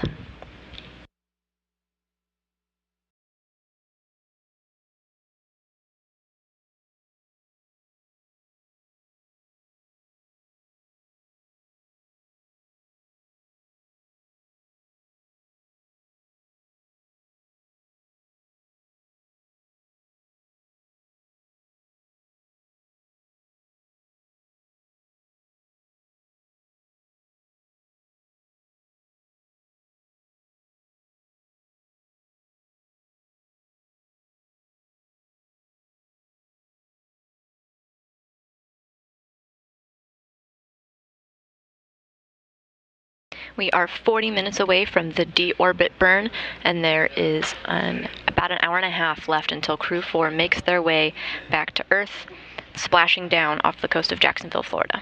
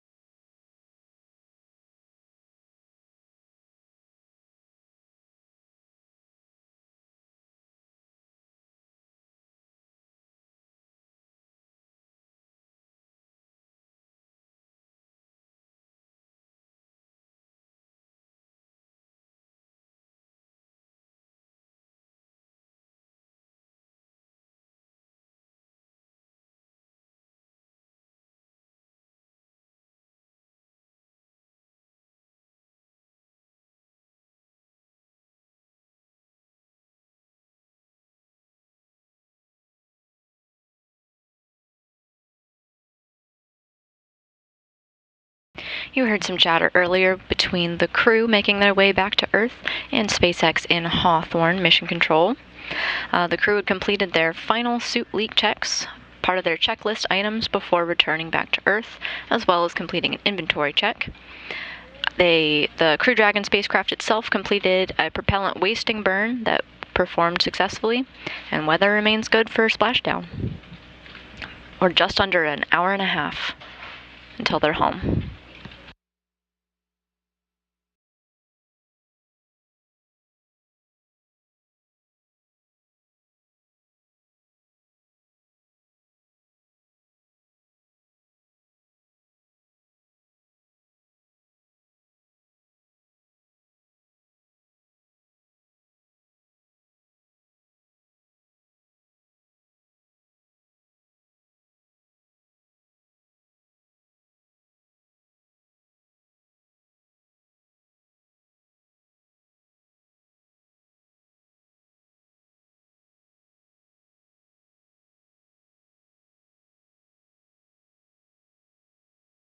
The next major milestone that we're tracking is trunk separation, happening in about 30 minutes.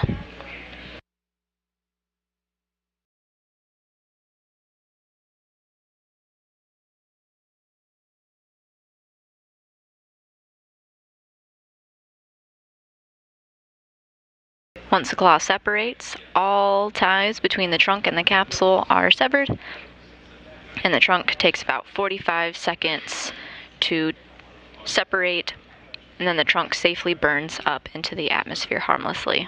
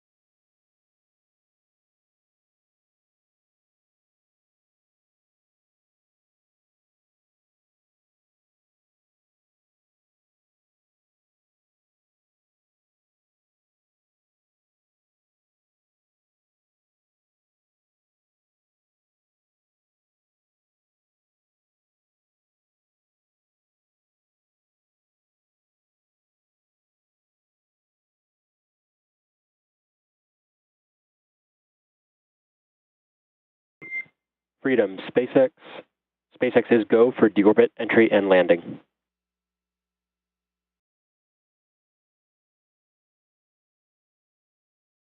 Freedom copies, and we are go to.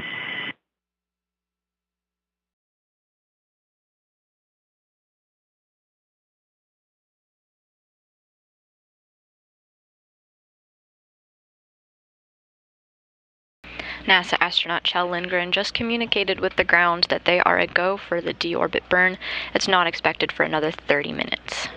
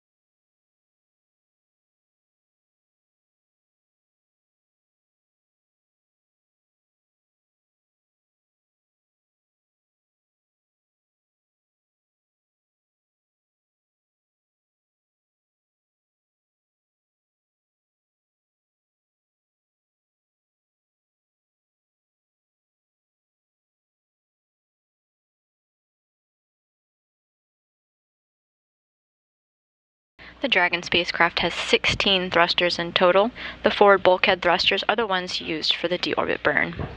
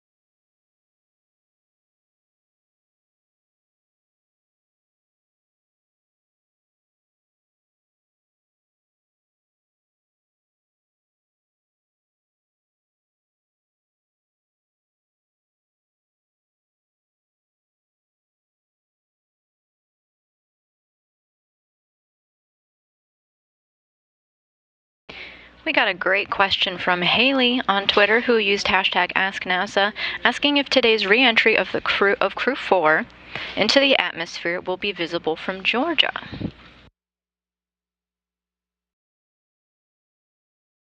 We did receive a visibility map here at NASA showing that it will indeed be visible from Georgia and also visible from Tennessee, Missouri, and parts of Nebraska and Iowa. Of course, it's daytime here in the United States, and visibility may be spotty depending on clouds and if it might be too bright. But if you're available, go out and take a look.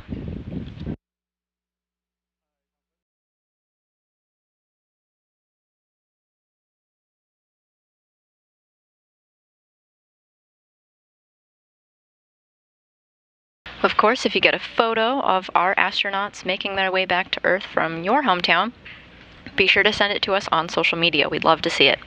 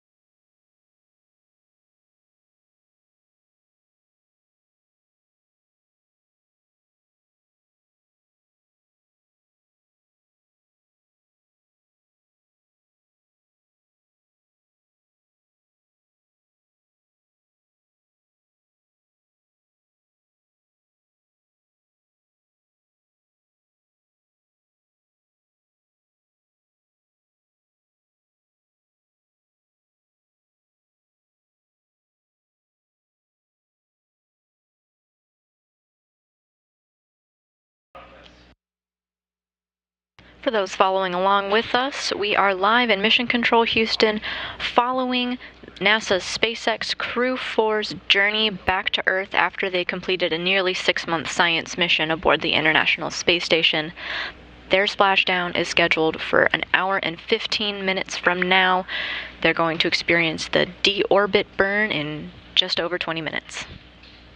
Shortly, I'm going to be joined by my counterparts over at SpaceX, who will take you through some major milestones coming up, including trunk separation and that deorbit burn occurring in just over 20 minutes.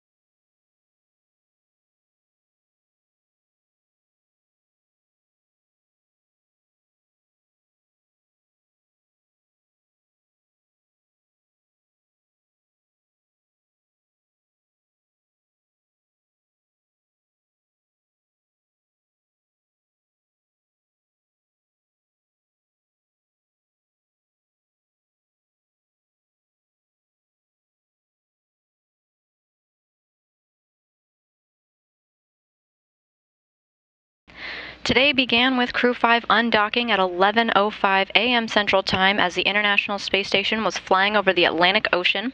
The Crew Dragon Freedom spacecraft maneuvered away from the space station through a series of burns, eventually moving through the approach ellipsoid. It completed a series of departure burns to further position itself for a splashdown off the coast of Florida. The spacecraft went on to release excess fuel and reduce weight. The crew donned their spacesuits and completed some checks with the crew here on the ground. And that's not all. We have a lot of exciting milestones still coming up, including claw and trunk separation from the Dragon spacecraft, and ultimately the deorbit burn expected in just 17 minutes. For those exciting milestones, I'm going to turn it over to my colleague, Sandra Jones from NASA, and her SpaceX counterpart. Best of luck, Crew 4. We'll see you on the ground.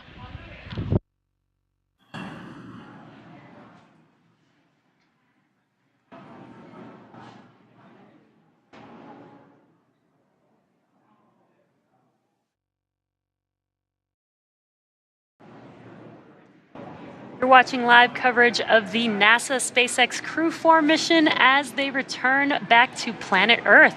Dragon Freedom departed the International Space Station at 9:05 a.m. Pacific time this morning with NASA astronauts Kjell Lindgren, Bob Hines, Jessica Watkins, and Samantha Cristoforetti. Currently, they're on their way to the targeted splashdown site off the coast of Jacksonville, Florida. My name is Jessie Anderson. I'm a production engineering manager here at SpaceX, and joining me today from NASA Communications is Sandra Jones. Thanks so much for having me, Jessie. It's great to be here. So upon departing Space Station, Dragon underwent a sequence of departure burns.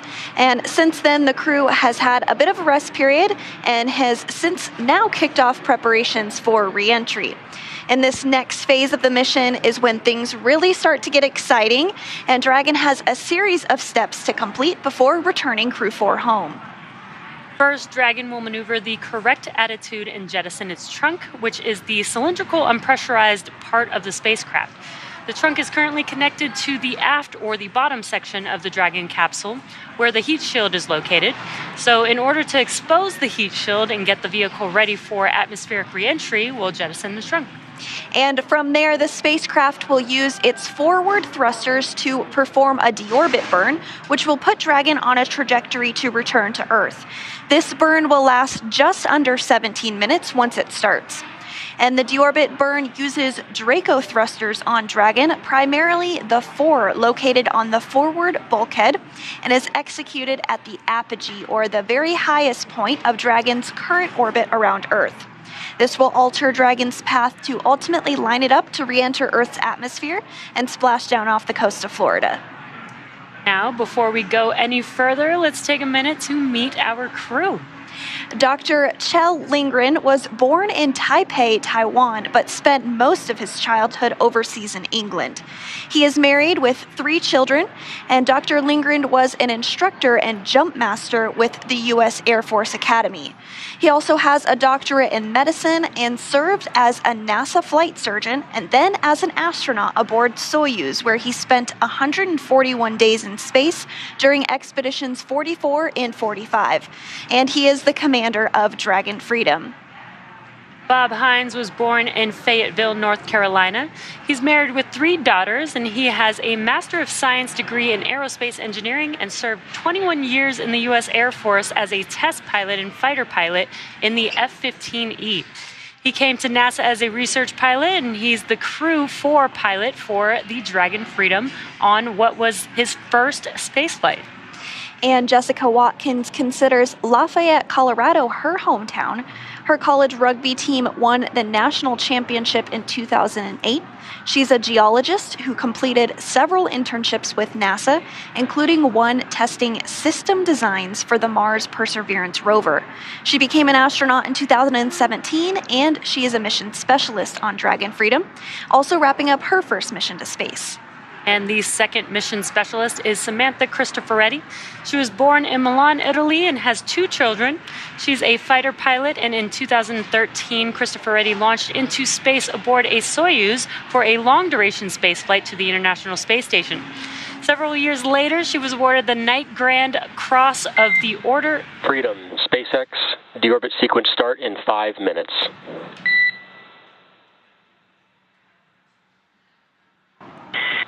Freedom copies. And great news there. The deorbit burn will begin in about 5 minutes from now. Several years later, she was awarded the Knight Grand Cross of the Order of Merit from the President of Italy. This was Cristoforetti's second long-duration stay on the International Space Station. Now, to prepare for these upcoming events, right now the Dragon spacecraft is doing a couple of things autonomously.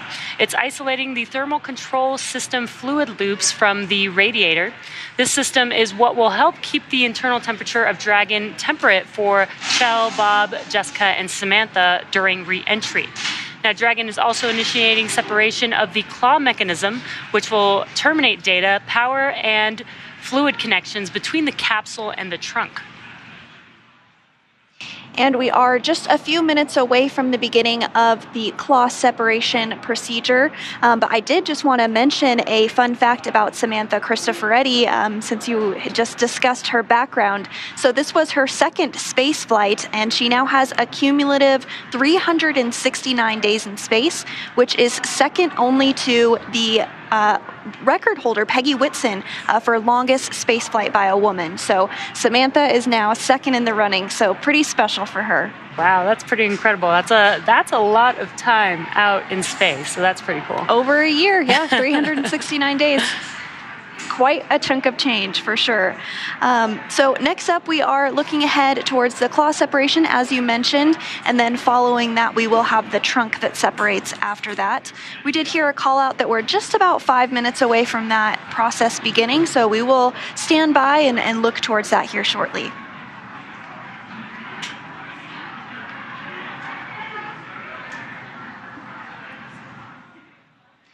And here we are getting a really great view of the recovery boat that is staged off the coast of Jacksonville, Florida. Today's recovery vessel is named Megan after Crew 2 astronaut Megan McArthur. The teams are ready and looking forward to supporting Splashdown here in just about an hour from now. We are targeting 1:55 p.m. Pacific time for Splashdown today.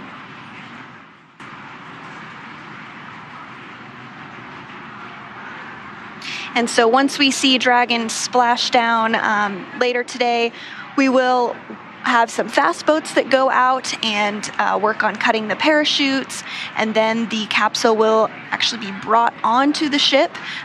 In that view you saw there was a net, and that's called the nest, and that's where the Dragon vehicle is brought into, and then that part will be rotated and the crew will be able to egress the capsule, and then we'll see them for the first time on Earth in about 6 months. Yeah, and there is definitely a process for getting each one of the astronauts out of Dragon. You know, they have been out in space for about 6 months, so we will have a medical team there checking in on the team and each one of the individuals as they step out of the Dragon vehicle. So we're now coming up on just about 4 minutes or so until we hear the call out for claw separation. And you are getting a view here from inside Mission Control Houston on the left hand of your screen, as well as Mission Control here in Hawthorne, California on the right hand of your screen. And it's a little difficult to tell from this view, but if you're looking at the flight director's console, which is on the left hand of the screen, about the third row up, you might be able to spot a couple vases of roses. And this is a very special tradition that has been ongoing for over 30 years in Mission Control Houston. We have a very special family in Texas that sends flowers during missions and during returns, and it's something that the team in Mission Control Houston always says that they look forward to. They know it's go time when they see the roses on the console in the room.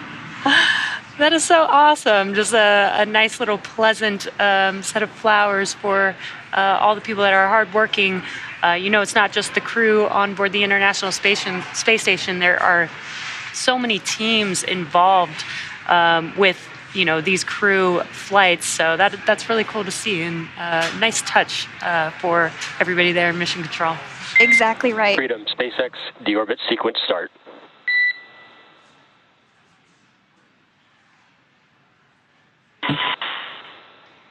We see it.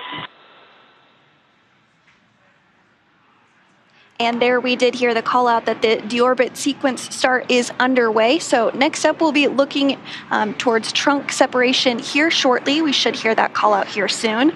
Right now, the claw is where the umbilicals for power and telemetry from the trunk and its solar arrays are connected to the capsule. So we'll be looking for those to be disconnected, and then Dragon will be running exclusively on its battery power. And then after that, we'll see the trunk jettison, and that trunk jettison will harmlessly burn up in the Earth's atmosphere. It's not necessary for re-entry, so at that point, it will be just the small capsule, kind of like the one you see right behind us here. It'll look very similar to that as it re-enters the Earth's atmosphere. Yeah, and actually jettisoning the trunk will expose the heat shield that's required for re-entry as Dragon reorients itself for splashdown.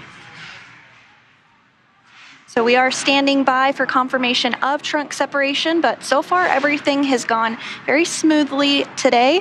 The weather is looking good in the splashdown zone, and we're excited to see the crew on the ground. I'm sure they're excited to be back home after their mission in space. And then here's another view from the Megan recovery vessel that is staged off the coast of Jacksonville, Florida. We did hear that the helicopters are already there and have landed successfully. Those will bring the crew back to land after they do splash down and get taken out of the water and onto the recovery vessel. And so the crew will return to Houston, Texas, and they'll land at Ellington Field, just a few minutes away from the Johnson Space Center. And then Samantha Cristoforetti will return to Europe, as she is a European Space Agency astronaut. So standing by for confirmation of trunk separation.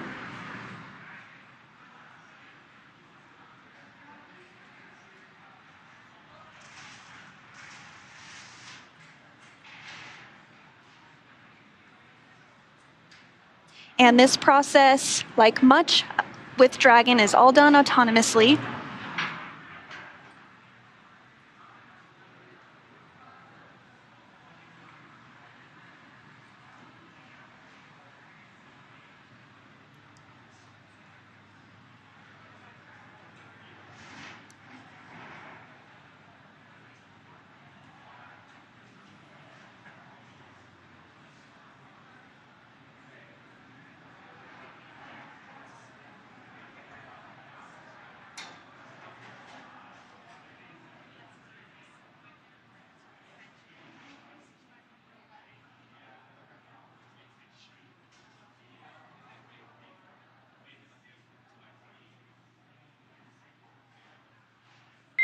Freedom, SpaceX, we see nominal trunk jettison.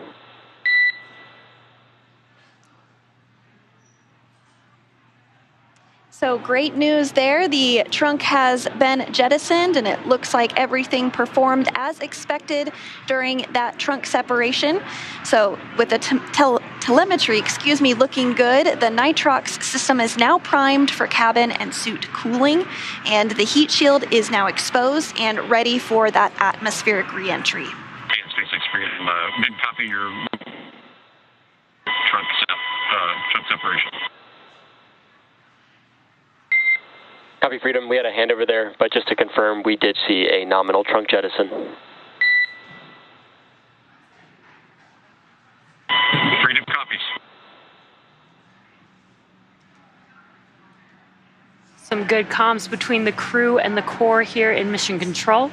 Now up next, we have the final steps that Dragon will perform prior to re-entry, the slew or maneuver to deorbit burn attitude and the deorbit burn itself.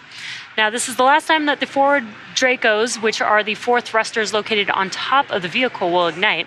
The deorbit burn will place Dragon on a precise trajectory to return to the splashdown zone off the coast of Florida and will last about 17 minutes once it starts.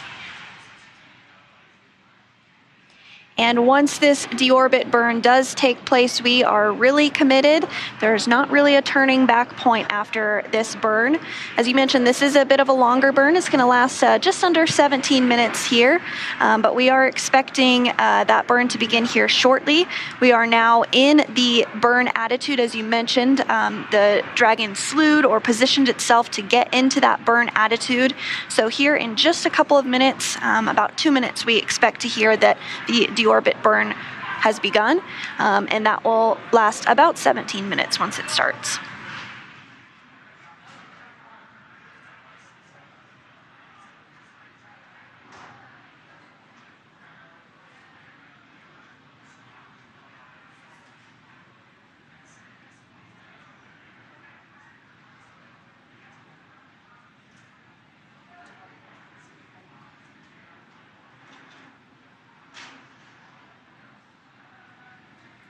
And once this deorbit burn is complete, the next milestone that we can look ahead towards is the nose cone closing. The nose cone has been opened since the crew docked to the International Space Station on April 27th, but it will close up for the re-entry process as it protects a lot of the vital equipment that is necessary. So that nose cone will close after this deorbit burn. But it needs to be open right now so that the thrusters are exposed to be able to have the burn occur. Coming up on 1 minute until the deorbit burn begins.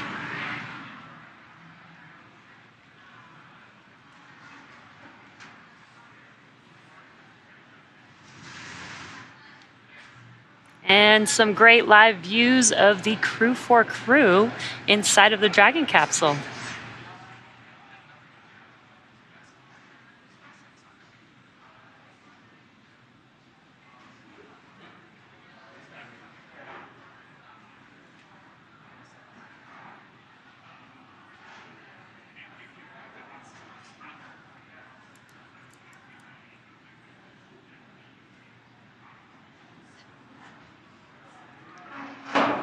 And we are standing by for that deorbit burn to begin. That should be happening any moment now. So far, we've had the trunk jettisoned, the slew to deorbit burn attitude, and again, just waiting for that deorbit burn to start.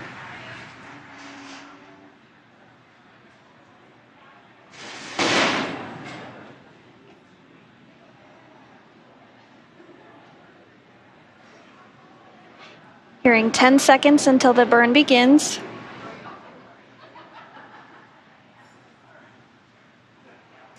And we do have confirmation that the deorbit burn has begun.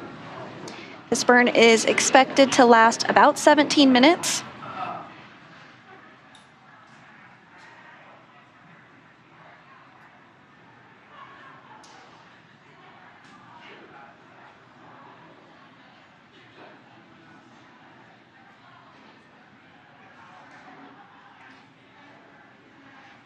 So within the last 10 minutes, Dragon jettisoned its trunk and initiated the deorbit burn just seconds ago. That deorbit burn is now underway. We are expecting about 16 more minutes to remain in that deorbit burn. The burn in all is slated to last about 17 minutes. And for these operations, NASA and SpaceX do closely coordinate with the United States Coast Guard to establish a safety zone to ensure public safety, and of course for the safety of those involved in the recovery operations, as well as the crew on board the returning spacecraft. Multiple notices are issued to the mariners in advance and during recovery operations, and Coast Guard patrol boats are deployed to discourage boaters from entering the splashdown zones. We do want to stress to the public the need to respect this safety zone. Recovering a spacecraft from the water is a hazardous operation, and any other boats interfering increases risk to the astronauts in the capsule. And the teams are working to recover them from the water and the safety of those that come too close. So for the safety of the crew and your safety, we really do recommend you sit back and watch here as we'll be bringing you the very best possible views of our astronauts' homecoming. And you can see some of those views right now from the recovery vessel, Megan. Like we mentioned earlier, the deorbit burn is the last time that the 4 forward Draco thrusters will fire. Dragon Freedom has not yet entered Earth's atmosphere. This deorbit burn is what will line the vehicle up and put it on its final trajectory to the landing site off the coast of Jacksonville, Florida. Right now, Kjell, Bob, Jessica, and Samantha are using their screens to keep tabs on the burn duration, which we were able to get a live view of a little bit earlier. Draco thruster firings and trajectory details like entry angle, capsule perigee, and how much distance remaining until the deorbit burn termination. Dragon is flying itself. Again, it's autonomous, so all the crew has to do is stay strapped in their seats and keep tabs on things.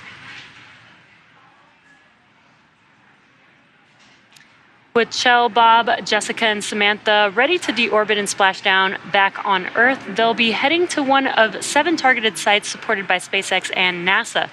All of these sites are located off the coast of Florida, either in the Gulf of Mexico or the Atlantic Ocean. Spreading the supported sites across multiple locations helps to maximize the return opportunities for this mission and future crews, lowering the chance that we'll have to wave off due to bad weather. And earlier today, NASA and SpaceX jointly selected prime and alternate splashdown locations off the coast of Jacksonville, which is our prime today and where the boat is currently staged, and the alternate is Tallahassee, Florida. The selection process works with a lot of different variables, including the space station's orbital trajectory, what landing sites are available and have favorable weather, how much free flight capability Dragon has for the trip home, and the sleep schedule for the returning crew members. We'll start with calculating daily return options based off of the space station's current orbit and Dragon's capabilities to maneuver and line up for re-entry. The time from undock to landing at the primary site can vary from less than 6 hours to more than 39 hours. Getting home the quickest comes with some obvious benefits, but we always have to make sure that the crew, if properly rested, is properly rested for dynamic operations, preventing us from scheduling 20-plus hour days for them. Trajectory and ballistics experts provide the daily opportunities that would line up Dragon with 7 landing zones and split them into what we call ascending and descending opportunities. Dragon uses its Draco thrusters after leaving station to execute a series of altitude-lowering maneuvers and to line up with the selected primary site. It can also change to different alternate sites while in free flight if sudden weather moves in that we'll need to avoid. And weather is something that we're constantly looking at, making the final call to proceed about 2.5 hours before the crew undocks. So for the Crew 4 return, we looked at a number of weather items. Some of the obvious ones are no rain or chance of lightning in the recovery zone, both for the safety of the crew inside the capsule and the recovery teams on the water. We're also looking for wind speeds less than 15 feet per second or about 10 miles per hour, and relatively calm seas so we can safely execute recovery operations, which includes landing a helicopter on the recovery ship to fly Kjell, Bob, Jessica, and Samantha back to Florida.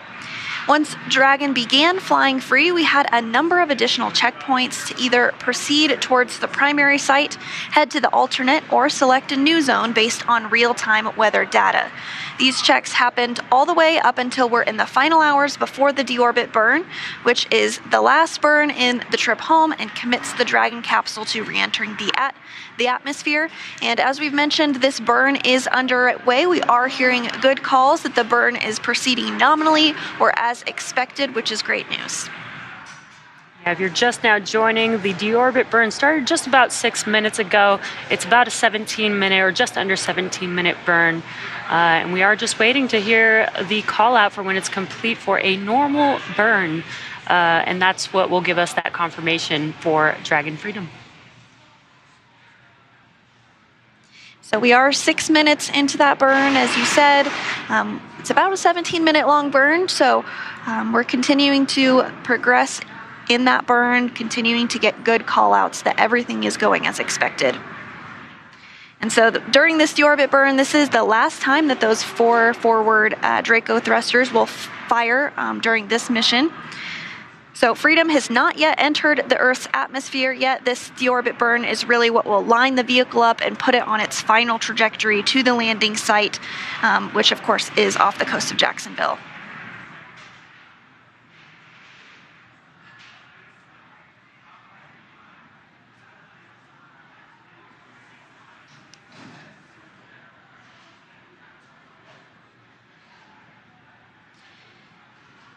So the crew continues to really head home after spending 170 days in space. During that time, they completed 2,720 orbits of the Earth, and they traveled over 72 million miles. It's really interesting to think about it in that perspective because the space station is moving 17,500 miles per hour, which means that they orbit the Earth every 90 minutes, and the crew sees a sunset and a sunrise every 45 minutes. So when you're there for 170 days, you see a lot of sunsets, a lot of sunrises, and you travel a lot of miles, over 72 million of them, in fact. Yeah, that's a lot of miles, and that sounds pretty cool to see all those sunsets and sunrises. Development of Dragon for Crew started with Cargo Dragon. Dragon was designed from the beginning for flying humans to space, so much so that even the first Cargo Dragon had a window on it. Now, before we could fly humans, our teams implemented a number of design upgrades to make sure that both Dragon and Falcon 9 are suitable for flying people, and then put both vehicles through thousands of tests to prove their safety. Now, Dragon is capable of carrying up to 7 passengers to and from Earth orbit and beyond. It is the only spacecraft currently flying that is capable of returning significant amounts of cargo to Earth, and is the first private spacecraft to take humans to the International Space Station. Dragon is fully autonomous, which means that it can basically fly itself, but also features full manual override capabilities in case of emergency. Now, standing at almost 27 feet tall from the bottom of the trunk to the top of the nose cone, Dragon is composed of 2 main elements.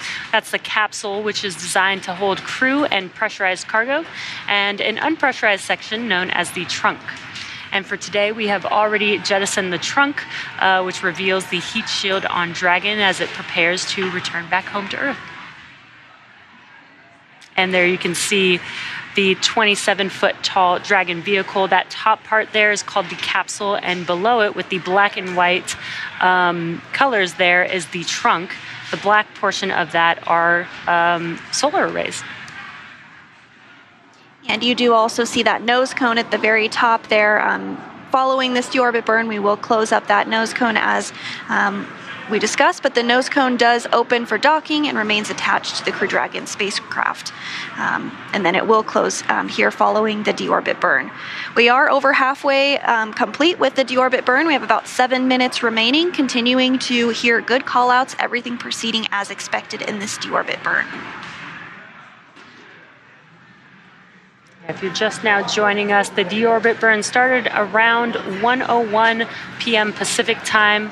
It will last about 17 minutes or just under 17 minutes, and we are just waiting to hear the call out for a normal burn, and that will confirm the completion of the deorbit burn for Dragon Freedom. And prior to this deorbit burn, there was a series of other burns that took place. One of those occurred just a short time ago, and that was the propellant wasting burn, or prop wasting burn, and that really is to just get rid of the excess propellant that is not needed for re-entry, and it helps the capsule to weigh less ahead of the re-entry sequence.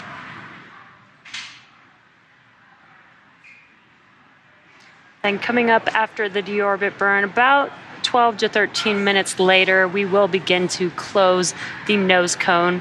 Speaking of, Dragon's previous design, we used to jettison the nose cone, but for reusability purposes, we now keep the nose cone attached. So once we finish the final burn, which is the deorbit burn, we no longer need to use those thrusters, those forward bulkhead thrusters, so we can close the nose cone as it makes its way back down to Earth. And following the completion of the deorbit burn and the nose cone closing, the crew will then begin to re-enter the Earth's atmosphere. There will be a blackout period where we will not be able to communicate back and forth with them. That does last just a few minutes, and that is completely expected. That is happening because the plasma is building up around the vehicle, but the heat shield will do its job and protect the crew throughout that process.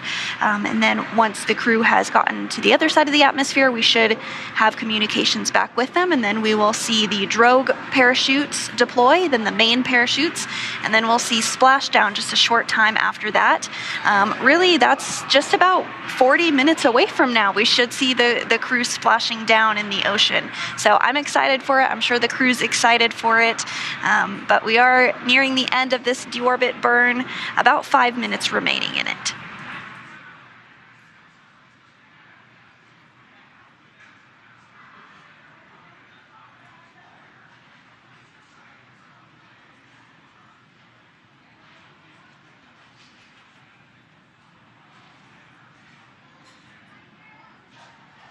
So to talk a little bit about those parachutes that are going to deploy, the drogue parachutes slow the Dragon down from 350 miles per hour. So that's still going pretty quick. But then once the main parachutes deploy, it will slow down quite a bit more to less than 20 miles per hour.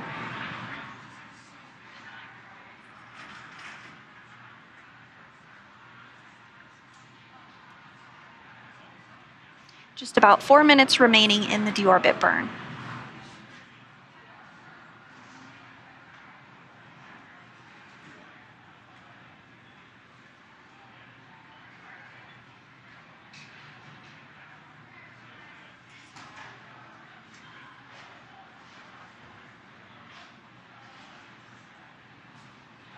So after those parachutes are deployed, we will see them be cut. There's a fast boat that goes out there, and that's really the purpose of the of that particular fast boat, is to cut those parachutes. And that's really just to make sure that they don't get caught in the wind or is pulling the crew around. So those parachutes will be cut. That's expected. And then after that, a sniff check will be done by one of the recovery folks, and that's just to ensure that there is no vapors or anything that would pose a risk to the recovery personnel or the crew themselves as they egress the capsule.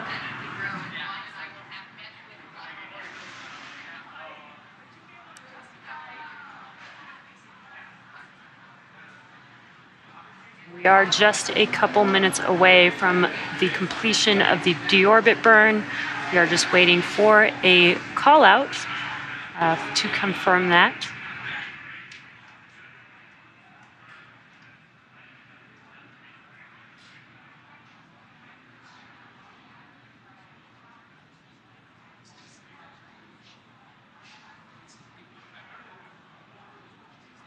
We have about 2 minutes left in this deorbit burn. And next up after the deorbit burn will be the nose cone closing. It's very important to close that nose cone because it protects the docking mechanism and some guidance and navigation and control equipment.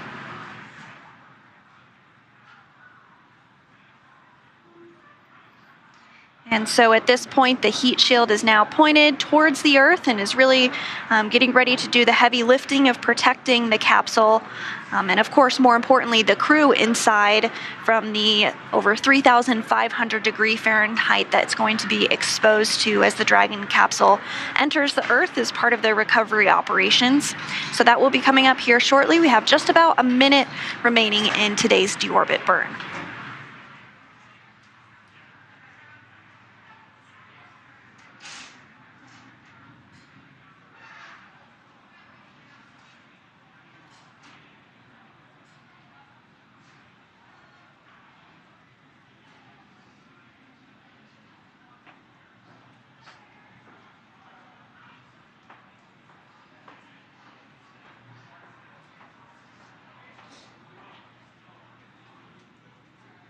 Continuing to hear good call-outs that the deorbit burn is going as expected.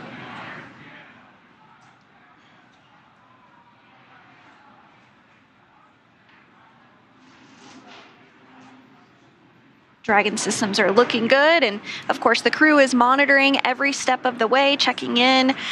They do have iPads as well as the screens that they are able to utilize and look on the tablet as to how much time is remaining on the deorbit burn.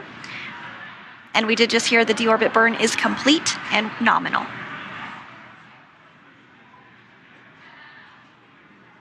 Freedom, SpaceX, deorbit burn complete, performance nominal, nose cone closure is initiated. Freedom copies, nominal deorbit burn, glad to hear it, and nose cone closure initiated.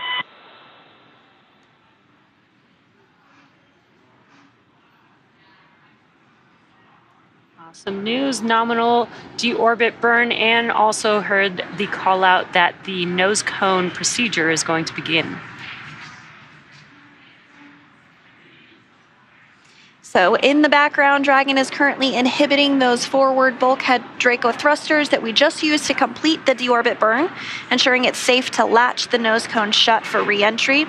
Also, the vehicle has initiated the nitrox suit purge. This will help keep Kjell, Bob, Jessica, and Samantha cool and comfortable during re-entry. And you do see that nose cone beginning to close here on your screen.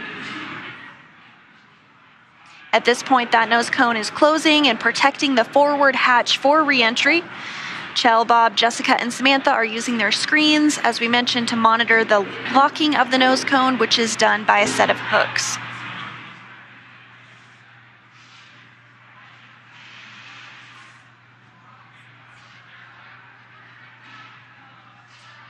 Again, this nose cone sequence is about 12 to 13 minutes long, so we've got about 11 minutes left for that nose cone to officially complete its closure. And good callouts.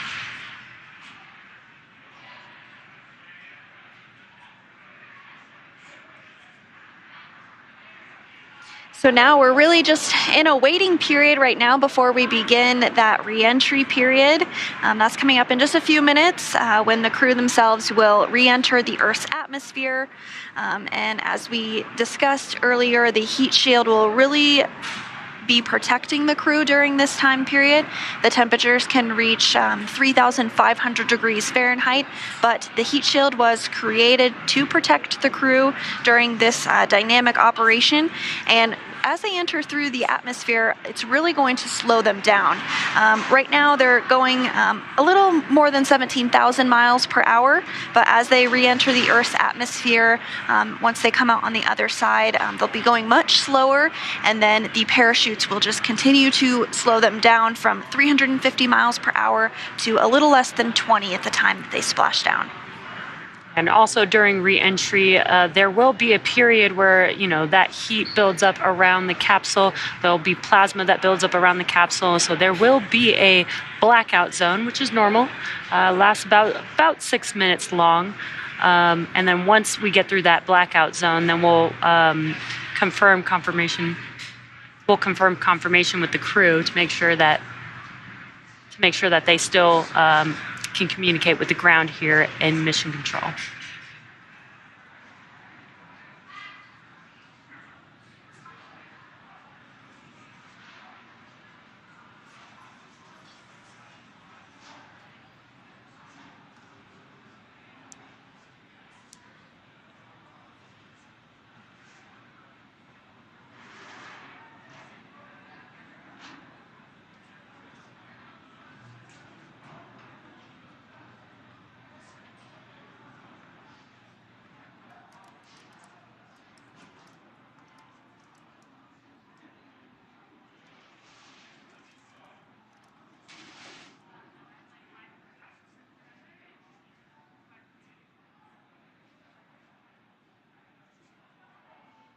And so we continue to progress through the nose cone closure process.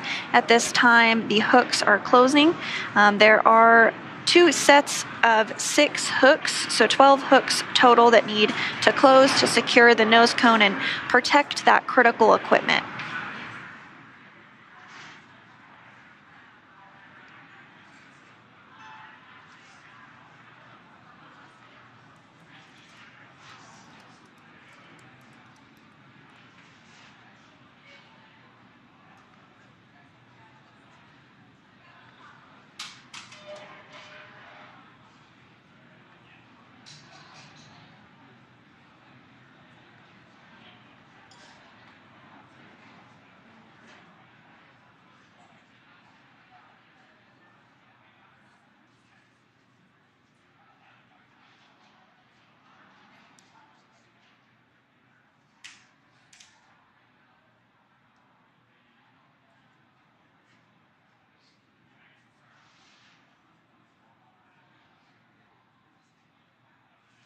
So we are getting a view on the left hand of your screen of Mission Control in Houston, Texas. That is where our flight controllers and the flight director monitor the International Space Station 24 hours a day, 7 days a week. We have a variety of different console positions that specialize in different parts of the International Space Station, and they all work together as a team to keep the space station flying. It's now been flying for over 20 it's been continuously occupied now for over 20 years. And on board the International Space Station right now are 7 human beings, of course Crew 5 that just arrived last week, as well as 2 Russian cosmonauts and NASA astronaut Frank Rubio, who arrived on a Soyuz vehicle. But with Crew 4 departing earlier today, it brought the population from 11 crew members down to 7, and that will be the complement for the next few months. And we've been keeping the International Space Station pretty busy with NASA crew flights being about every 6 months. So it's been pretty cool to see, a different group of astronauts every 6 months being able to, perform research and science on the International Space Station. And that's a really great point. The International Space Station truly is an orbiting laboratory. Crew 4 contributed to hundreds of science experiments while they were on board the International Space Station. Crew 5 will continue some of those science investigations as well as start new ones. And what I love so much about it is many of those science investigations have direct implications to us here on Earth. If you're interested in learning more about that, you can check out the Benefits for Humanity. The 2020 version was just published here recently, and you can find that on nasa.gov.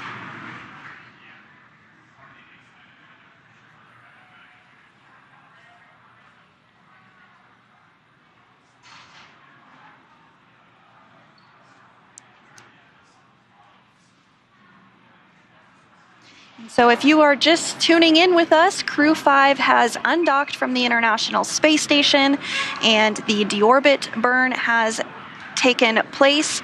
That was all successful. And Freedom, SpaceX, nose cone secured for entry. Freedom copies, shit.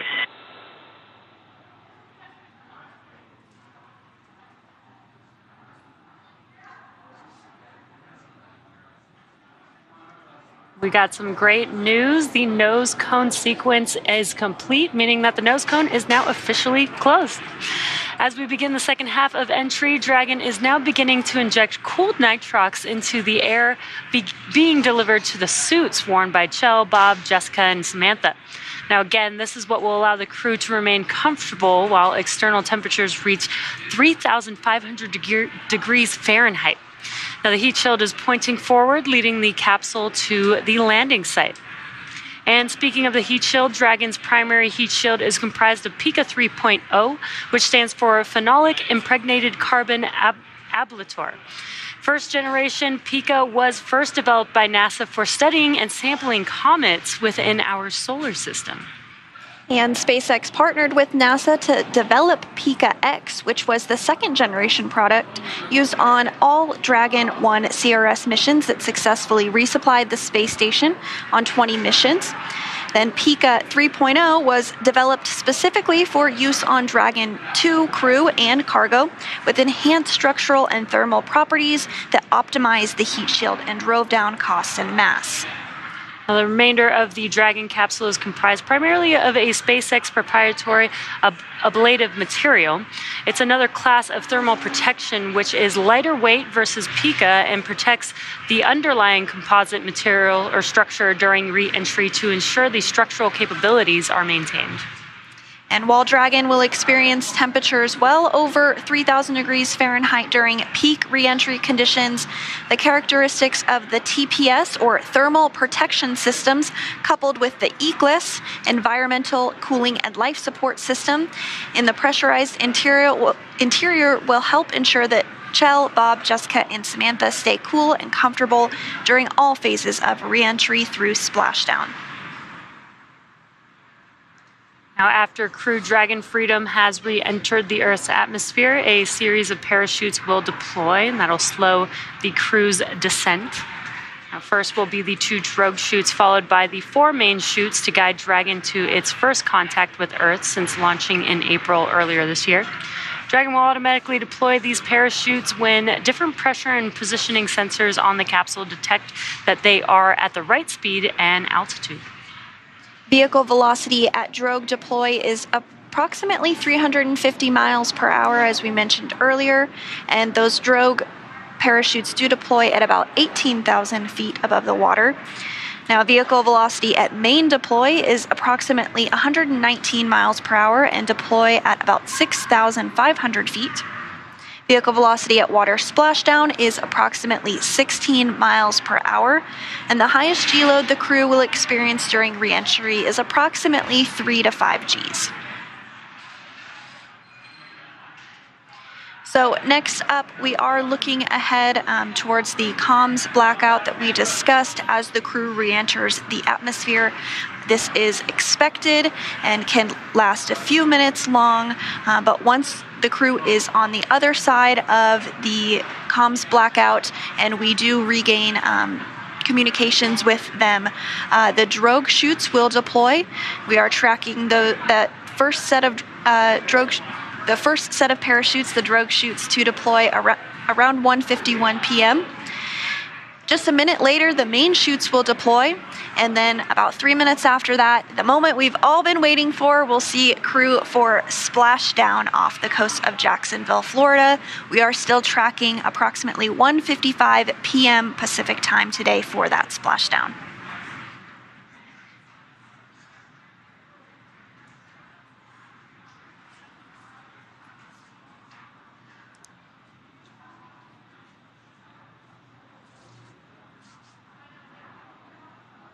And so at this time, all of the recovery teams are in place. Those fast boats that we were talking about earlier have deployed, and we really are getting ready to bring this crew home.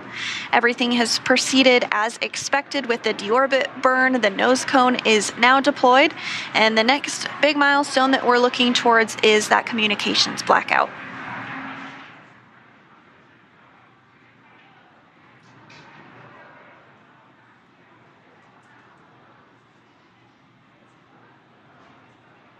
Again, we have an awesome live view inside of the Dragon capsule, seeing our crew.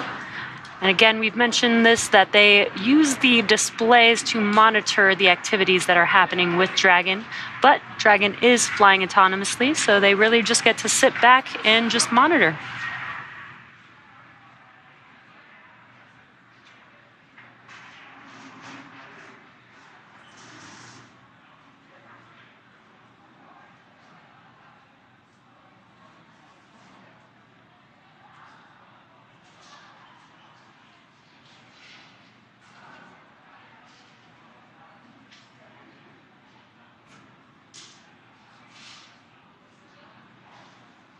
So we did mention that we are looking towards entering a period where we will have a communications blackout with the crew.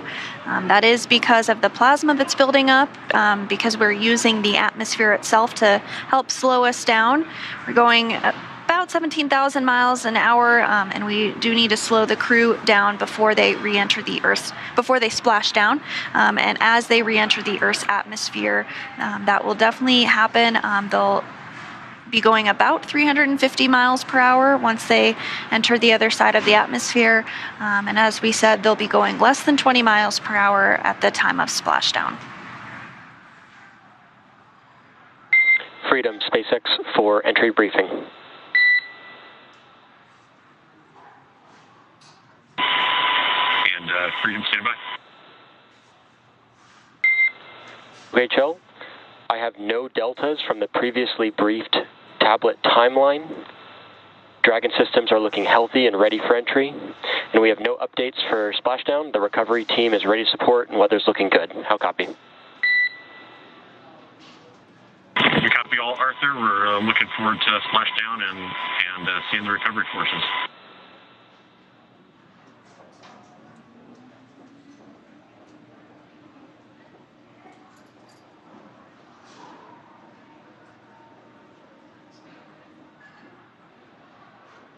crew there chatting with the core here in Mission Control Hawthorne, and that's what you're seeing there on your screen.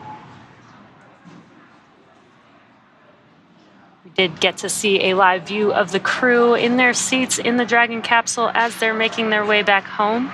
The suit's primary function is to protect the crew in the event of a cabin depressurization. And if that were to occur, the suit would inflate to provide a habitable environment long enough for the crew to return home. And there you can see them there. Right now they are also filling their suits with some cool nitrox that actually helps keep them cool. The suits are kind of an extension of the Dragon capsule. It's almost like they have their own personal AC unit on them. And the suits are flame-resistant materials on the outer layer.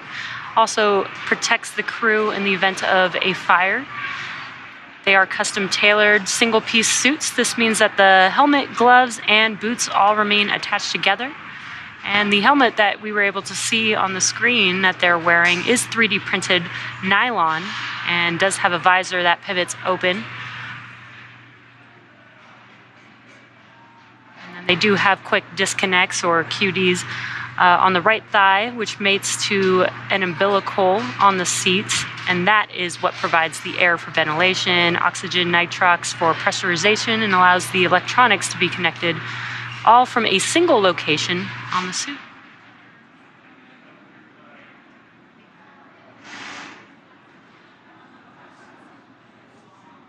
And again, if you're just now joining us, we are live watching Crew 4 return home to planet Earth from the International Space Station. We've had the deorbit burn, we've jettisoned the trunk for the vehicle, and the nose cone has closed on Dragon Freedom. And again, another live view inside of the capsule there. And SpaceX from Freedom. Tablets are secure, restraints are tightened, and our visors are down. We are ready for entry.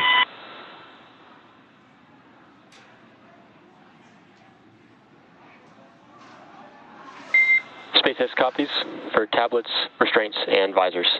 Please confirm that tablets are stowed with the loops as provided on the satchels.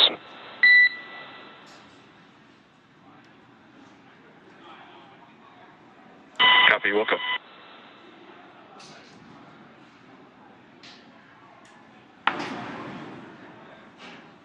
So we are now less than 20 minutes away from splashdown, and again we are going to be entering that blackout communication period. But once we are on the other side of that, things will happen pretty quickly. The drogue chutes will deploy. And SpaceX Freedom tablets are all secure. SpaceX copies. Thank you, Freedom. And at this time, we're just over 5 minutes from predicted comm blackout. We will see you on the other side at 2049.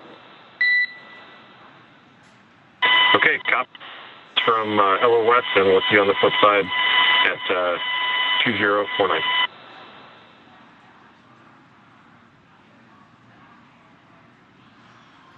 And so you did hear those words from the ground up to Crew 4, namely Kjell Lindgren, just ensuring that the tablets are stowed and secured in the proper positioning ahead of the communications blackout expected now less than 5 minutes from now, and really in anticipation of re-entry and then splashdown. As we were saying, the pace is really going to pick up once we are through that communications blackout.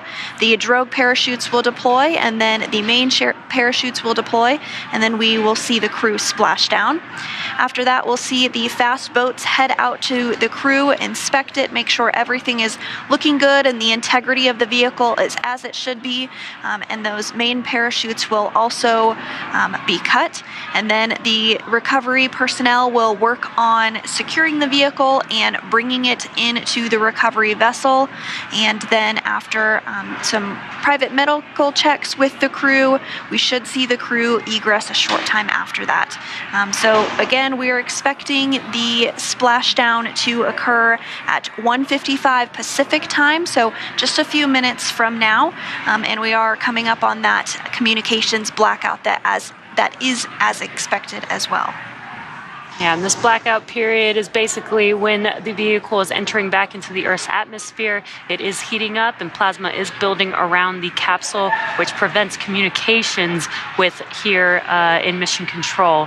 It lasts about 6 minutes. It is nominal. And once we get through that blackout period, we do make sure that the crew can communicate with the ground here in mission control.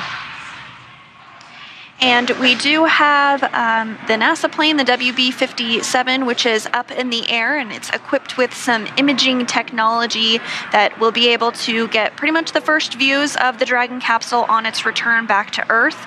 So we are getting some of that footage right now. We are anticipating that communications blackout and loss of signal here shortly. This is really the beginning of that period where the crew themselves will be re-entering the Earth's atmosphere.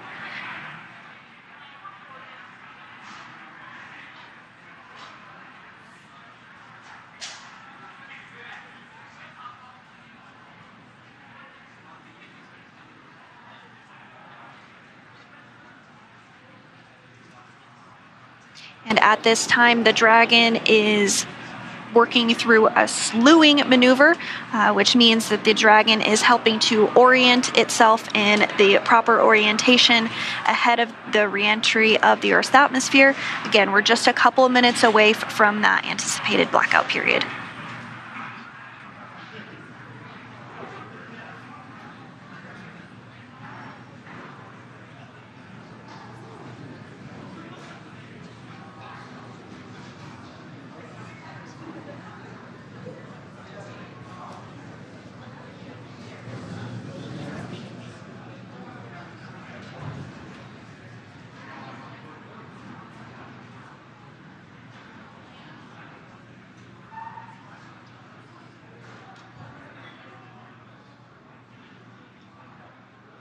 We are just about a minute away from that communications blackout period. Again, it should last only about 6 minutes long.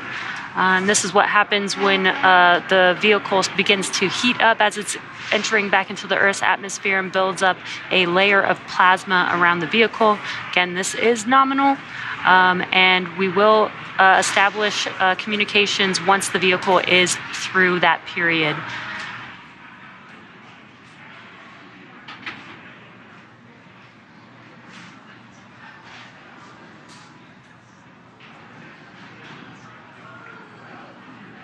So we are hearing that the Dragon is beginning to hit the Earth's atmosphere here, really at the upper limits of the atmosphere.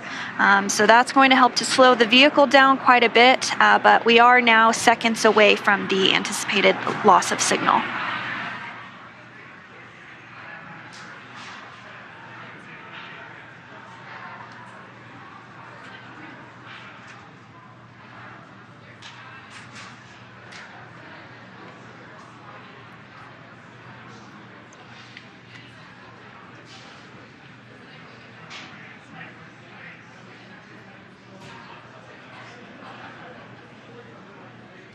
Standing by for confirmation that we are in the communications blackout.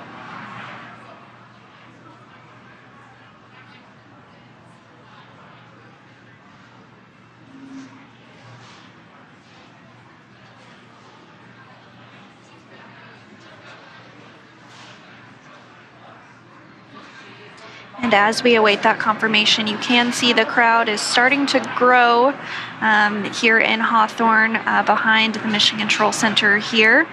Looks like folks are trying to get a good view as we anticipate splashdown here in a little less than 15 minutes. Yeah, we do get pretty excited when we are bringing crew back home. It is pretty exciting to watch them as they touch back down on planet Earth. They've been out in space for about 6 months now.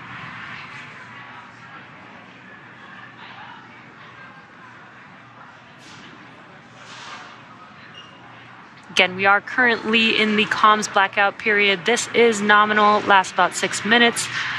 We are just a few minutes away from passing through this blackout period.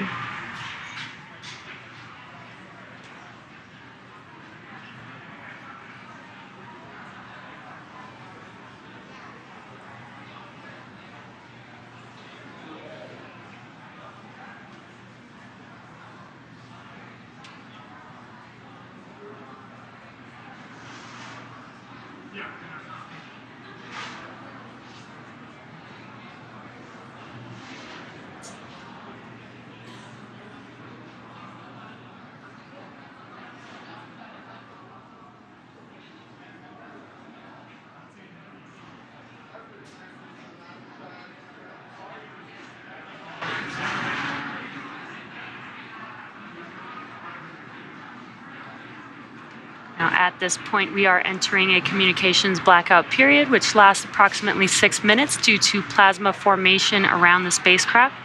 Now, during this time, no vehicle telemetry is received by mission control or the recovery team, and no external commanding of the vehicle or voice communication is possible. Now, as a reminder, Dragon is designed to fly itself, so during re-entry, the vehicle will be slowing down from orbital velocity, which is approximately 17,500 miles per hour. Now, the top temperature Dragon will experience upon re-entry is about 3,500 degrees Fahrenheit. And again, the blackout period is expected to last about 6, maybe up to 7 minutes long. And we are just about 4 minutes remaining in this anticipated communications blackout period. And during this re-entry phase, the crew is going to be experiencing a deceleration, and the team here on the ground is going to continue to monitor that, make sure that everything is proceeding as expected. But once we're on the other side of this communications blackout, that's when we'll begin to see the parachutes deploy, beginning with the drogue parachutes and then following with the main parachutes, and then we'll see splashdown and then the recovery process to get the crew onto the recovery vessel, and then out of the capsule will begin. And we did mention the high temperatures that the vehicle is seeing during this blackout period. So there is nitrox flowing through the suits that the astronauts are in, and that helps keep them cool while the vehicle is getting very hot on the outside.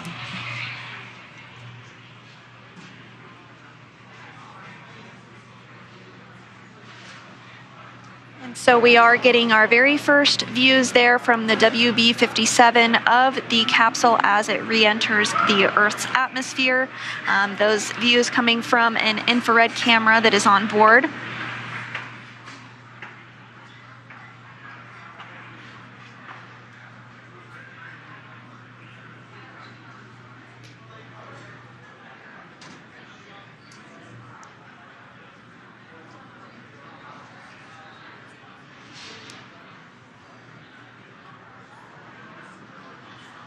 So the team will continue to track Dragon as it re-enters the Earth's atmosphere. We now have about 3 minutes remaining in the blackout period, but again, the WB-57 that is deployed is getting those views of Dragon already. Once the expected blackout period is over, the Corps here in Mission Control will attempt to establish communications with the crew, so you may hear some call-outs checking in with the crew. And they will make that call out until the crew does respond, which will confirm acquisition of signal.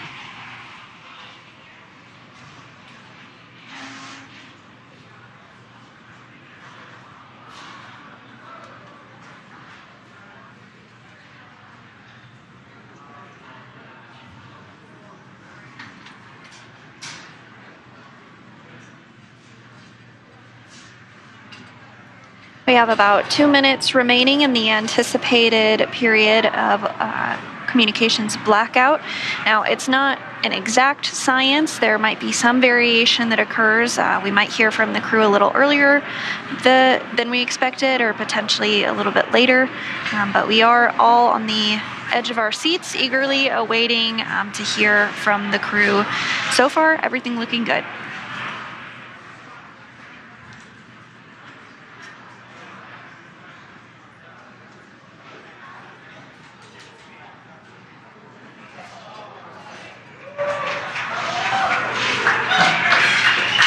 Dragon, SpaceX comm check.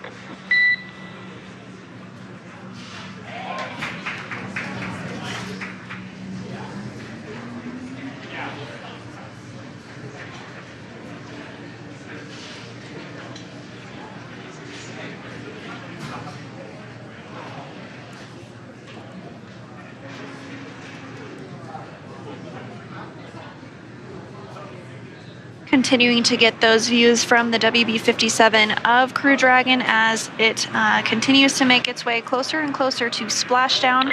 Freedom, SpaceX comm check.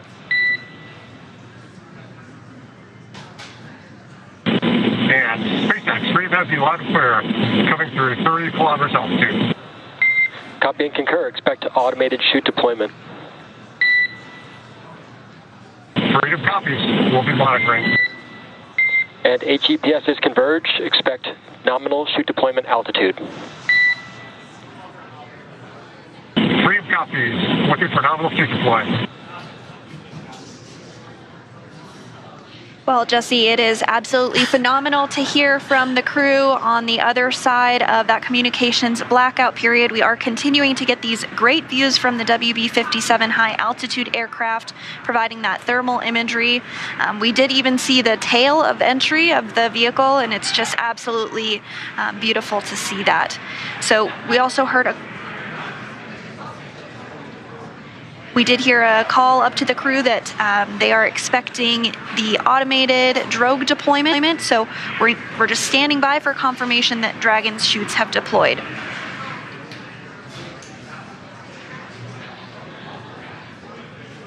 Again, there will be a set.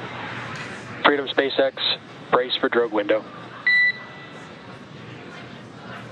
Bracing for drogues. Corps here communicating with the crew, giving them a heads up that they should feel the drogue chutes deploying here shortly, followed by the main chutes just about a minute later.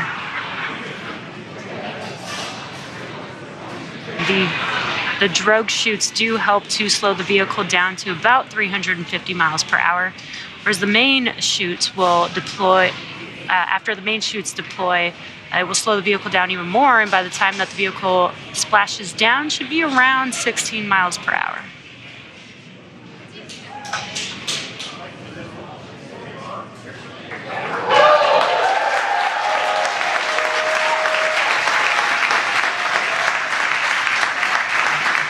And there's those drogue chutes, and you can hear the crowd here very excited to see them deploy.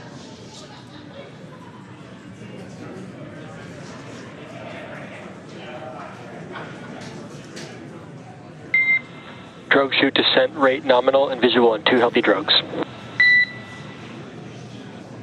Freedom copies.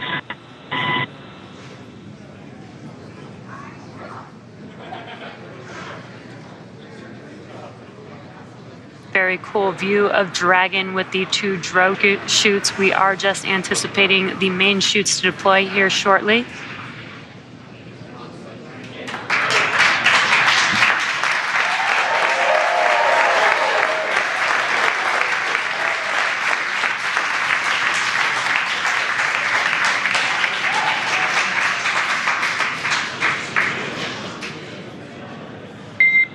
Main chute descent rate nominal, visual on 4 healthy mains.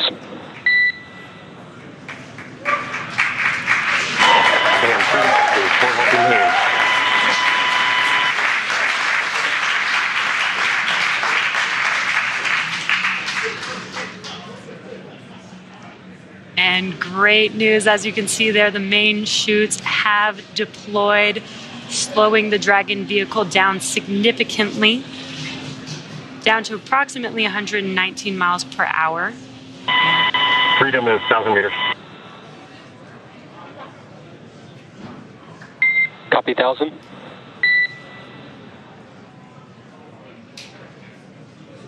Now Dragon has saved all propulsion systems and is now terminating the nitrox suit and cabin purges, and is beginning to increase. Freedom's at 800 meters.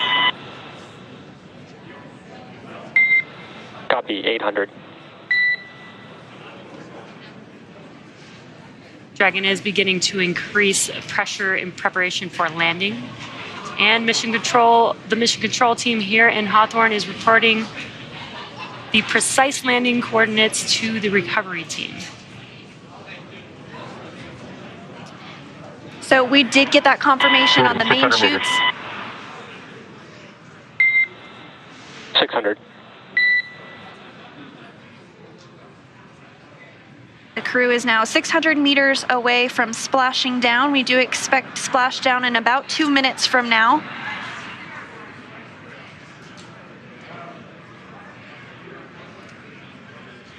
Landing in water is simpler, therefore more reliable, and it provides more margin against unlikely parachute. 400 meters. Copy 4. provides more margin against unlikely parachute issues. We had to learn how to make Dragon waterproof, but once you do, it is a rinse, review, and reuse type of process. And we are just about a minute away from splashdown of the Dragon vehicle back onto planet Earth, and hearing good callouts of the altitude of Dragon. Freedom's at 200 meters. We're bracing for splashdown. Copy, brace for splashdown. And again, that descent rate is as expected here. Pretty soon we should be able to see the view of the ocean come into view as Crew Dragon Freedom with 4 astronauts on board prepares to splash down after spending 170 days in space after launching on April 27th.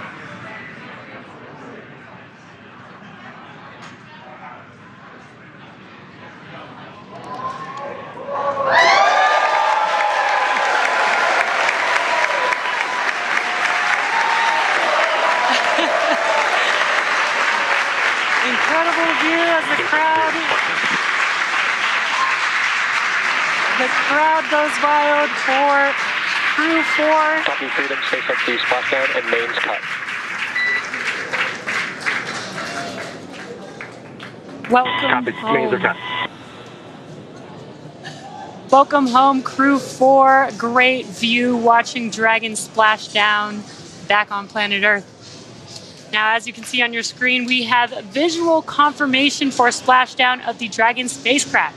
Dragon Freedom has returned home, and NASA astronauts Kjell, Bob, Jessica, and SpaceX Freedom, we are water uprighting and stable 1. Copy, Freedom. We see stable 1. You are go for 4.800. And on behalf of SpaceX, welcome home. Thanks for flying SpaceX.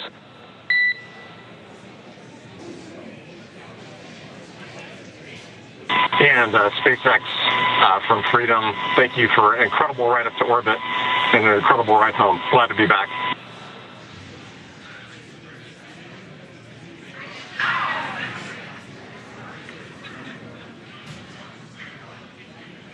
As you can see, Dragon Freedom has returned home, and NASA astronauts Kjell, Bob, and Jessica and ESA astronaut Samantha are back on Earth after an approximately 5-hour return journey from space. The SpaceX recovery ship and team has been waiting for Dragon splashdown, and they will now make their way to the splashdown location. And we did hear the call out that the vehicle is in stable 1. That's the configuration that we were hoping for. Stable 1 means it's in the ocean upright as expected, and you can see that exactly on your screen here. So the teams have been ready and waiting about 3 nautical miles away. So it's going to take them about 30 minutes or so to make their way to Kjell, Bob, Jessica, and Samantha inside. But about a minute and 30 seconds after the landing, Mission Control Hawthorne will give the go for final approach and the safe approach. And then about 2 minutes after landing, the approach boat will begin those inspections that we discussed earlier. That's just to ensure that everything is as expected with the vehicle. X-Dragon, complete with waiting for...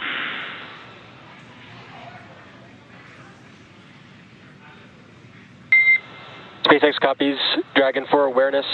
Comm is a little bit choppy, but we copy that you are complete with 4.800 and awaiting recovery personnel. I will provide an update on recovery forces in a couple minutes. How copy?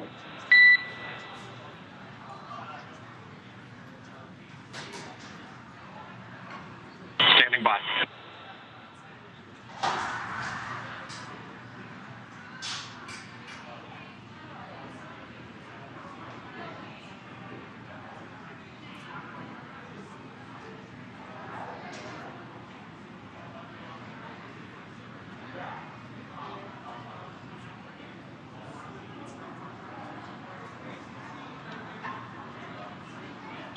And Mission Control here in Hawthorne did give the go for that approach and recovery.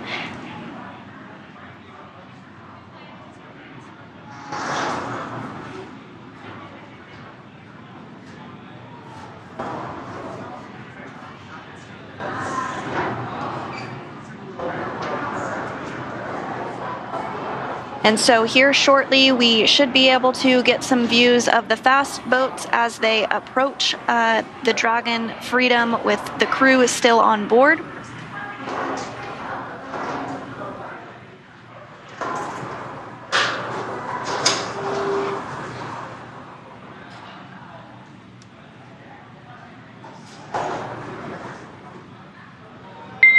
Freedom, SpaceX is go for recovery personnel to approach. Expect personnel alongside within the next couple minutes. Okay, copy. We're just seeing some friendly faces.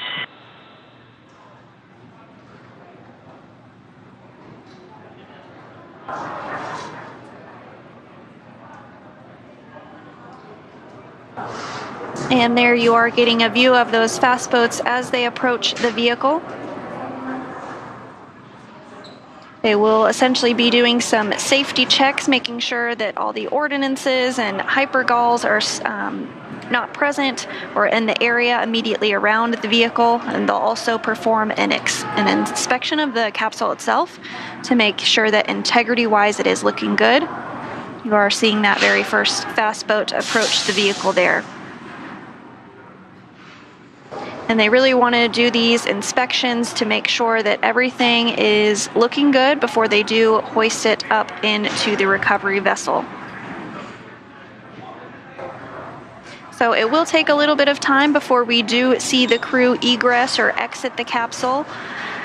We're shooting for less than an hour to bring the Dragon onto the recovery ship and open the hatch to egress.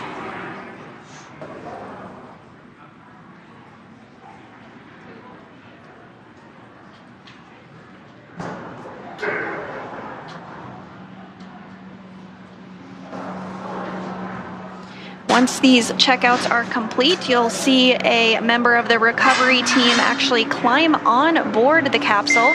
Freedom, SpaceX for camera configuration. And SpaceX. We are looking for permission to come on board via the display camera view only.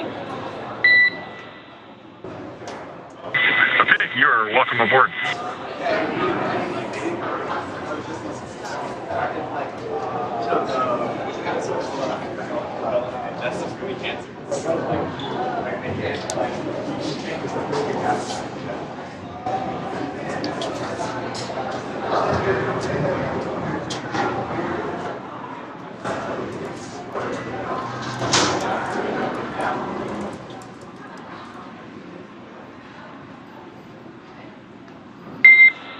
And Freedom, we are back on board with the display cam.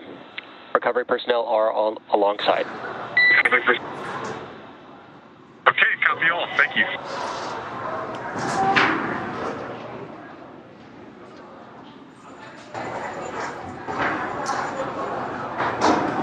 And getting some waves from the crew on board Freedom post splashdown. Looks like they're doing pretty well. First time feeling gravity in 170 days. It looks like they're waving to the world, technically.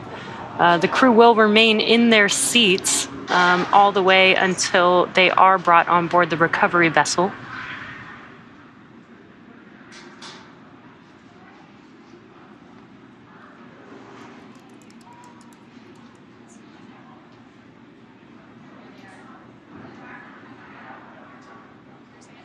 Now, we do expect to hear some words from NASA's Brandy Dean, who is actually on the recovery ship and was able to witness the reentry and splashdown of Crew Dragon Freedom. Brandy, if you're able to hear us, can you tell us a little bit about what it was like to witness 4 humans return to Earth after their mission aboard the International Space Station?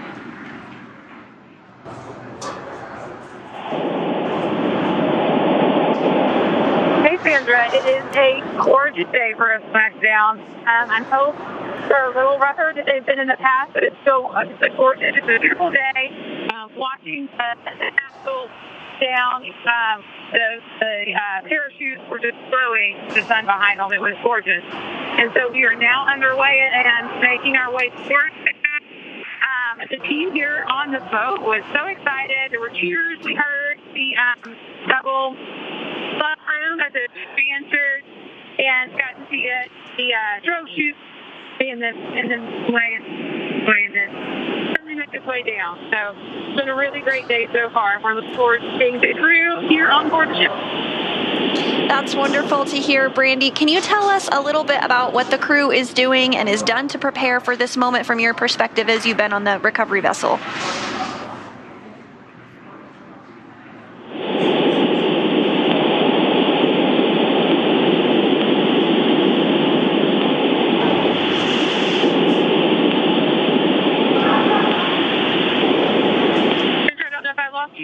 Or not, I haven't heard any questions yet, in other words.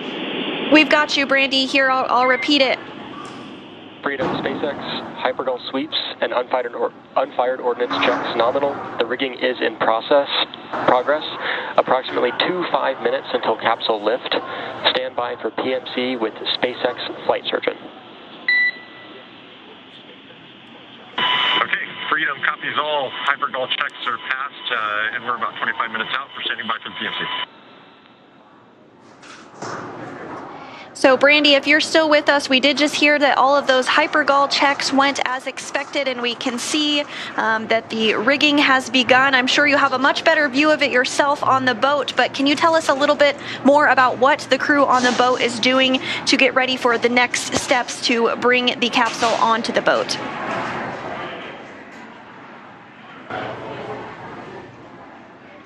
And it sounds like we may have lost Brandy. They are out at sea, so communications can be a bit spotty. We might be able to join back with her a bit later, but you are seeing right now someone on the capsule. They are doing what is called rigging. You see that they're tossing some different equipment up to them, and that's to ensure that the vehicle is ready. Freedom, SpaceX, I will be privatizing Dragon to ground now. The next call you hear will be from the SpaceX flight surgeon on the recovery vessel. Freedom copies. And so those call-outs about a private medical conference, just to ensure that the crew is all feeling healthy, and if there's anything that they may need medically wise once they do get on the boat. That is, of course, privatized for medical and personal reasons, but we are continuing to get really great views here of the rigging process. As I was saying, this individual is working to secure Dragon and enable it to be lifted onto the recovery vessel here in just a short time from now.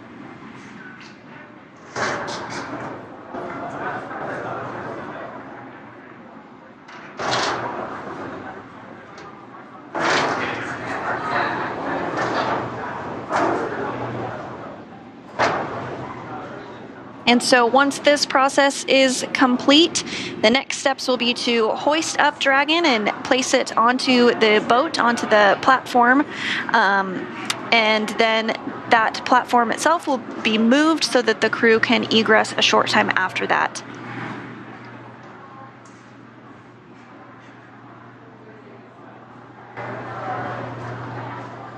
Then once the crew is on the boat and back inside of the capsule, they will board helicopters that are on the boat to bring them back to Ellington Field, which is near the Johnson Space Center in Houston, Texas. And then they will bring European Space Agency astronaut Samantha Cristoforetti back to Europe.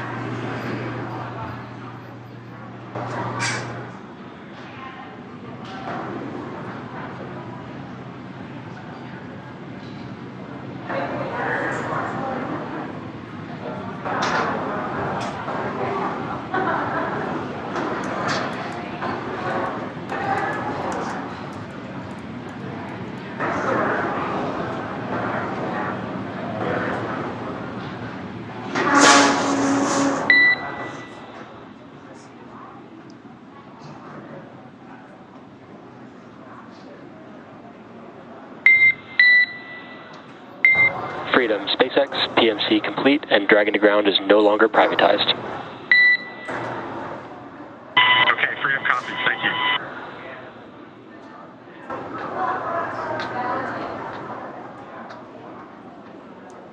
And it Sounds like we do have Brandy back with us. So Brandy, if you can hear us, can you tell us a little bit about what the crew on the vessel is doing to prepare for the capsule to be placed onto the boat? We did see the rigging that was taking place, but I'm sure you have a much better view from your perspective.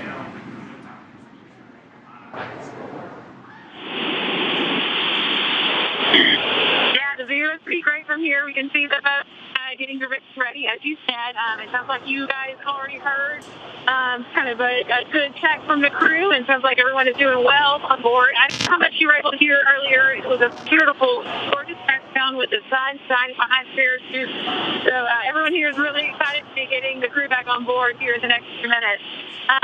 The ship left around the time of undocking today, and then the NASA and ESA teams joined up by a few hours later. So since then, it's been getting the medical room ready. It's still down, and it's going to be really comfortable for the crew. It's been just a little time there, just as long as it takes for the crew to feel kind of worked up to making the helicopter ride back to dry land. They will do a few medical tests first. They'll get them an IV to get fluid that they lost, while they were in space, back into their bodies, help them readjust to gravity a little better. Just do regular medical checkouts and that sort of thing. And then when they get back to Jacksonville, that's when the fun really starts with the scientific tests that are things, a number of things, but including tests that will kind of talk a little bit more about what to expect when we are sending crews to the moon and Mars. They'll do things like having them step up stairs and see how they're able to handle that, having been in space for several months, and get on the ground looking like they've fallen and try to get back up. Things like that will really help us be sure that we're ready when we're sending crews to different dry land in the future. And then from there, they'll get on planes, go back to Houston. They will spend at least a night, or the Americans will spend at least a night in crew quarters at Johnson Space Center to make sure they're doing well before they jump right into their recovery period of medical tests, scientific tests, and a lot of exercise to get them reconditioned and used to life back in gravity again. Meanwhile, Samantha will be going back to Europe. She'll leave pretty much right away once they get back to Houston. Thank you so much, Brandy, for that insight and sharing your firsthand experience of what it was like to witness splashdown from the recovery vessel. We really appreciate you taking the time to speak with us, but we'll let you get back to it and enjoy your time out there.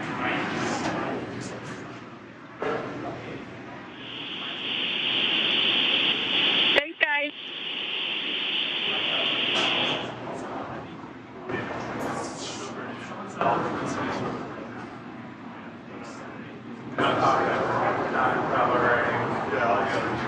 And as recovery procedures continue as expected, we did have a splashdown that occurred at 1:55 p.m. Pacific time this afternoon, and you do see a wonderful photo on the left hand of your screen of that splashdown with the main parachutes all deployed.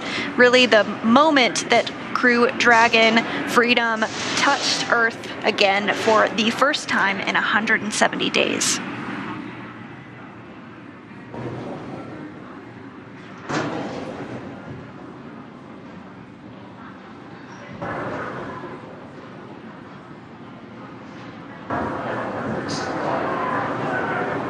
So we do see the recovery vessel continue to approach the Crew Dragon Freedom vehicle.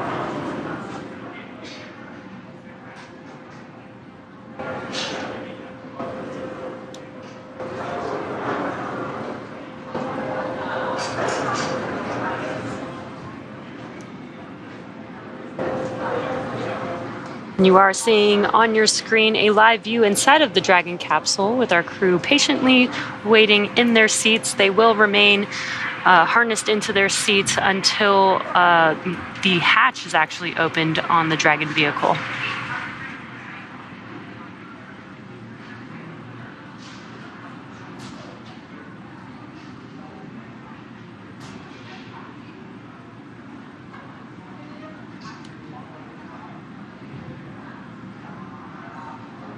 And we did see the rigging process that was taking place a short time ago, and now we're getting another view of it here. That person on the capsule is called the rigger, and they are working to secure Dragon to rigging hardware to safely lift it up and out of the water. And that will be done using that A-frame, which is the boxy frame that you see towards the back of the boat there.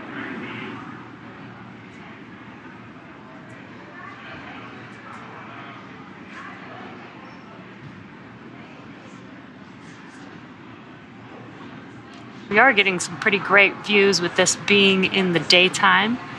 We have Splashdown in the nighttime where it's a little bit harder to see, but today we've got some light and get to watch the process pretty clearly here. Looks like a really beautiful day out there in Jacksonville.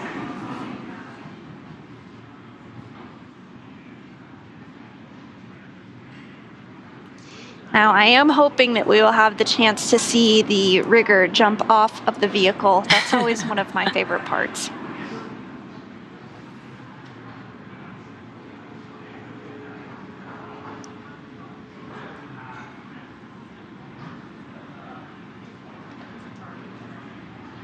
We are now excitedly awaiting the recovery of our Dragon spacecraft with NASA astronauts Kjell, Bob, Jessica, and ESA astronaut Samantha inside. Dragon has already autonomously completed several steps to safe itself following splashdown. Now, for those of you just joining us, the mission has gone smoothly so far. Dragon successfully splashed down in the Atlantic Ocean off the coast of Jacksonville, Florida at 1:55 p.m. Pacific time. Approximately 5 hours before splashdown, Dragon autonomously undocked from the International Space Station and completed a series of departure burns. The trunk was then jettisoned, and the final burn, the deorbit burn, was completed to place Dragon on a trajectory toward Jacksonville, Florida. Dragon successfully re-entered the Earth's atmosphere, followed by deployment of its parachutes to slow the spacecraft down to a gentle splashdown. And we saw that moments ago, just a few minutes ago rather, and we had really gorgeous views of it. So we're now following the final part of Kjell, Bob, Jessica, and Samantha's journey as Dragon is going to be lifted out of the water and placed on the recovery boat. Upon detection of landing, Dragon autonomously releases the main chutes to prevent wind from pulling the spacecraft. Dragon then automatically safes any pyrotechnics still present on the vehicle and may automatically perform additional minor system reconfigurations. The astronauts remain seated and in their seats and in their suits as well at this point, but the onboard air conditioning keeps temperatures in check inside of the spacecraft, and the communication systems on board remain powered so that the crew can continue to communicate. And we did see that motion of the A-frame as it was getting ready to lift the capsule up and out of the water. Now, SpaceX does have 2 fast boats in the recovery fleet, which have moved to the splashdown point already. They were followed by the main recovery vessel, which is really getting ready to lift the vehicle now at this point. So those 2 fast boats do have a very specific role. The first approach is focused on immediate safety inspection of the capsule integrity and checking for any presence of hypergolic propellant vapors, ensuring that it is safe for the recovery vessel to approach the Dragon spacecraft. All of those checks performed well, and once the spacecraft is cleared for full approach, the team begins rigging the capsule for water recovery by the recovery ship. That process is underway and just wrapped up. And then the second boat is really responsible for parachute recovery and serves as a redundant boat to the first. We'll also see a team member on a jet ski helping to gather up the now detached parachutes, and it looks like they may have already completed that process. I'm not seeing them. They might be just off the screen. Now, it took a little over 10 minutes for the recovery crew to complete their safety checks, and once they did complete that, the Freedom SpaceX contract.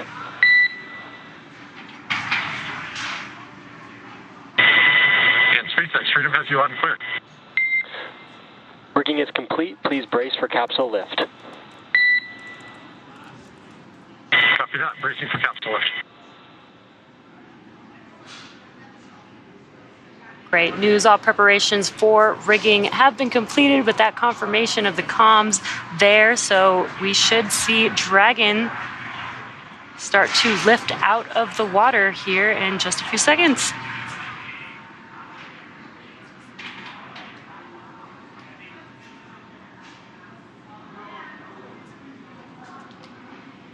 And the recovery teams are now preparing to lower the vessel's hydraulic lift mechanism into the water to bring the spacecraft into the on-deck translation system known as the deck.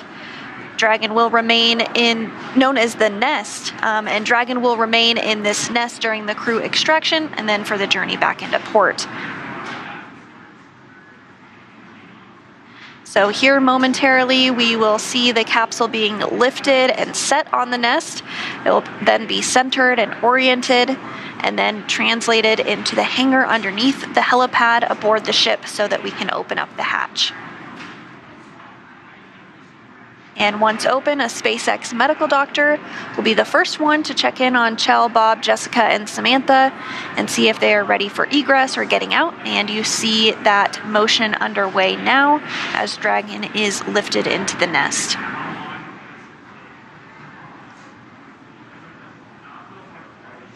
This is a very cool view and cool process as we lift the Dragon vehicle, and you can see the nest there that it's going to be sat down into.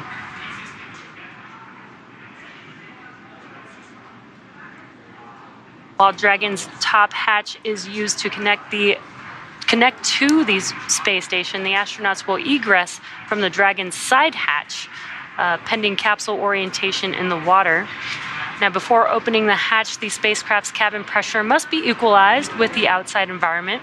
Once the hatch is opened, that will be the crew's first breath of fresh air since boarding Dragon at the start of their mission back in April.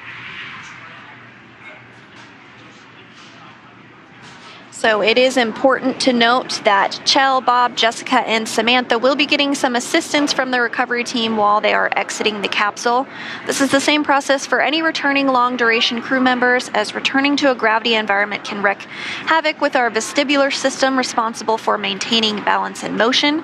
And of course, safety is always our #1 priority. So you'll see Kjell, Bob, Jessica, and Samantha helped out of the capsule and assisted the few feet to the medical quarters aboard the boat. And if you've ever watched crews return on a Soyuz mission, this is the same process as when astronauts are carried from the capsule to waiting chairs and then carried to a waiting medical tent.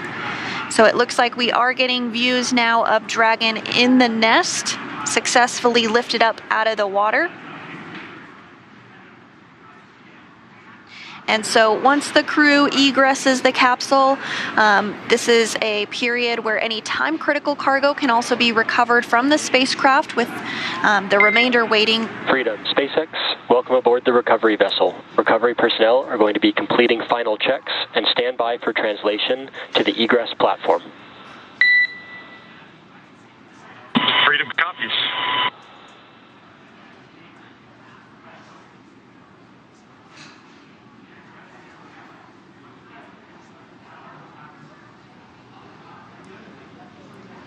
Great news there as Dragon sits in the nest there, and you did hear some comms. What they're going to do is, once they de-rig this, they will slide the Dragon vehicle to a platform where the astronauts can easily exit that side hatch there.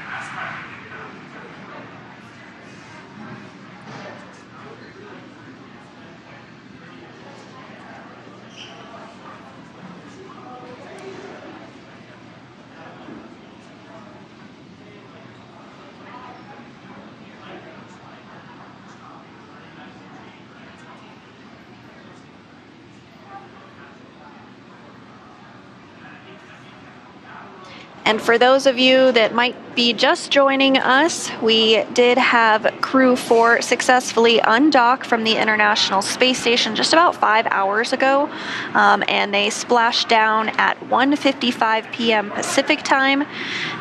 All went as expected through the deorbit burn, and the parachutes deployed as expected.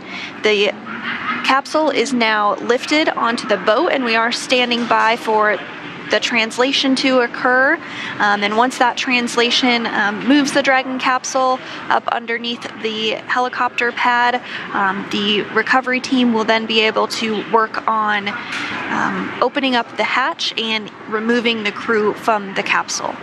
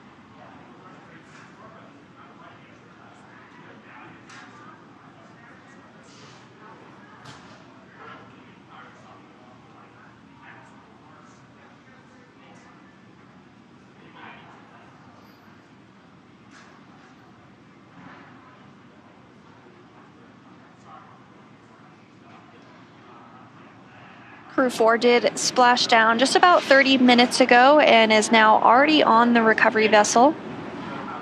The recovery vessel being used today is named Megan, after Crew 2 astronaut Megan MacArthur. So we are standing by for that translation maneuver to occur. You can see on the recovery vessel the platform that they will translate the Dragon vehicle to. You saw the view earlier, the hatch is slightly above ground level, so that platform will allow the crew to exit the vehicle.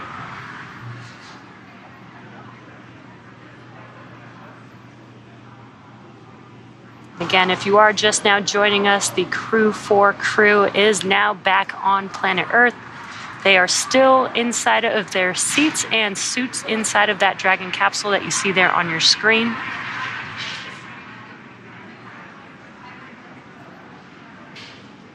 And so after this translation maneuver occurs, the next steps will be for the folks on the recovery vessel that are specialized in opening up that side hatch that will begin that process. Now, we have mentioned that we do have medical doctors on board that will help take care of the crew after the hatch opening and will conduct a series of initial checks before they are flown by helicopter back to shore. The recovery vessel, as you can imagine, takes quite a bit of time to get out into the splashdown zone, so the crew is flown off of the vehicle on helicopters and then take aircraft and fly back home to Houston for our 3 NASA astronauts on board, and then for our ESA astronaut on board, Samantha Cristoforetti, she'll head back to Europe.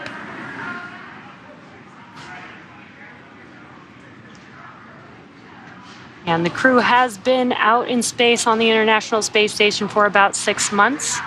They do get to work out while they're out on the space station, working out in microgravity. But that is why the medical team is there, to make sure that they are safe and healthy, make sure that they are able to adjust to gravity. It's probably a pretty big adjustment being gone from gravity for such a long period of time. So the medical team will be there to make sure that they can exit the vehicle safely, and then we'll do some private medical checks with each of the individuals.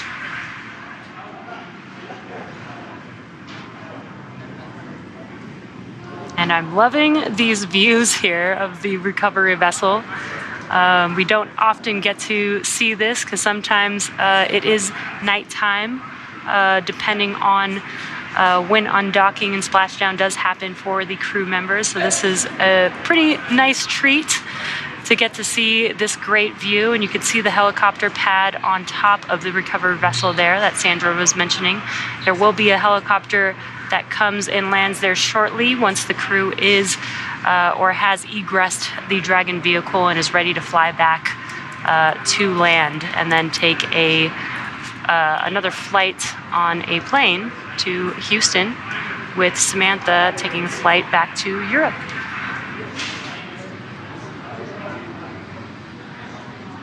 And it looks like we are seeing that translation maneuver underway.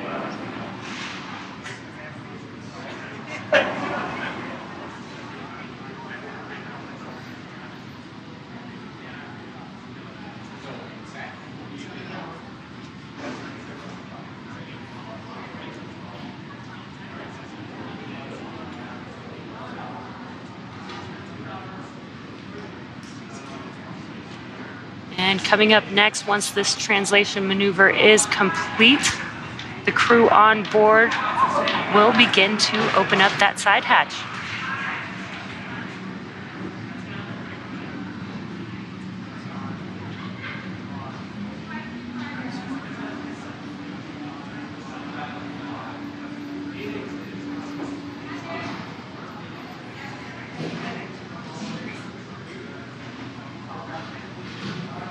And as you can see from this view inside Crew Dragon Freedom, it looks like the crew does have their visors. It's kind of hard to tell from this angle if they're up or down, but when they egress from the capsule, we do expect those visors to be up. It'll be their first breath of fresh air in 170 days since they launched back in April.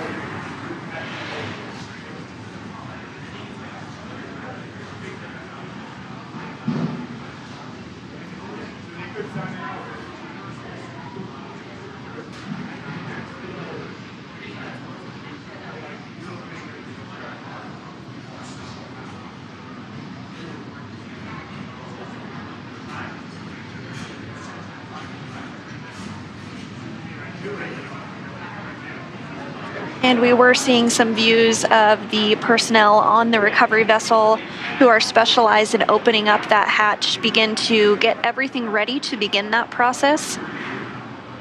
So we do expect hatch opening to come just a short time from now.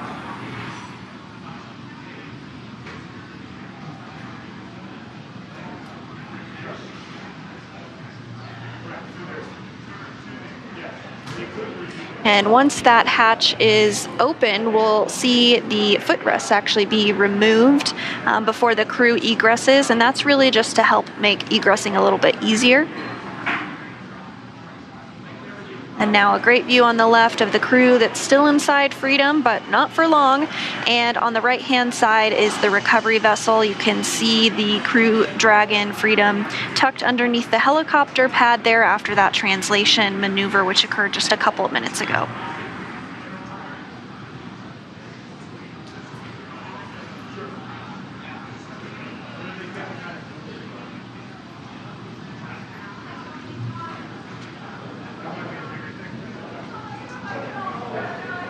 Also, prior to hatch opening, the pressure inside of the cabin must be equalized with the outside environment, so that is also happening at this moment. Up and Freedom, SpaceX, side hatch open.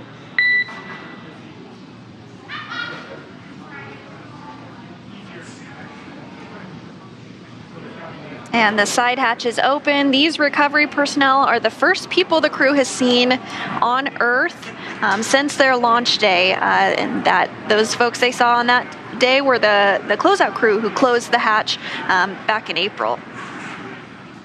I believe that is the flight surgeon there briefing the crew, welcoming the crew, as well as briefing them for the next steps in the operation.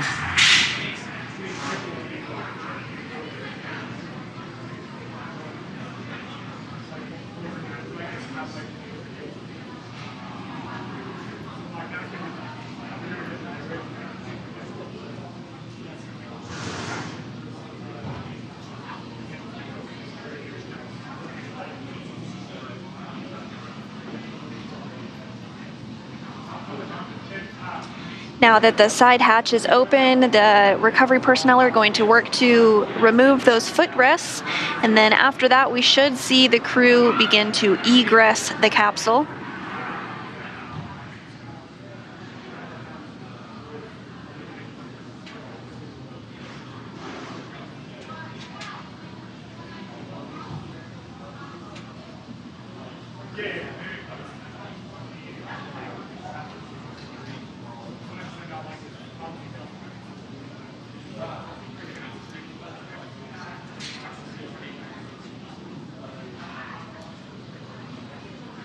There, I believe they are removing those footrests. It looks like they grabbed all 4 of them.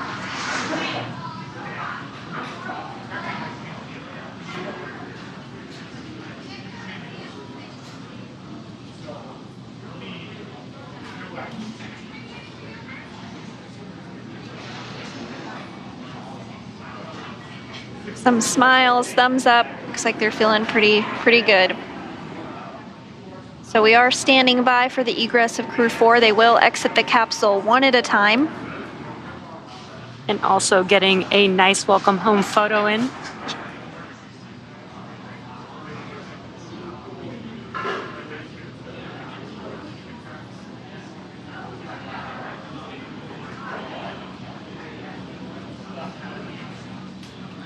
And as the crew exits, you might be able to see a stretcher in the view. That is perfectly normal and expected. It's part of the nominal procedure. As we mentioned, the crew will be taken to medical facilities.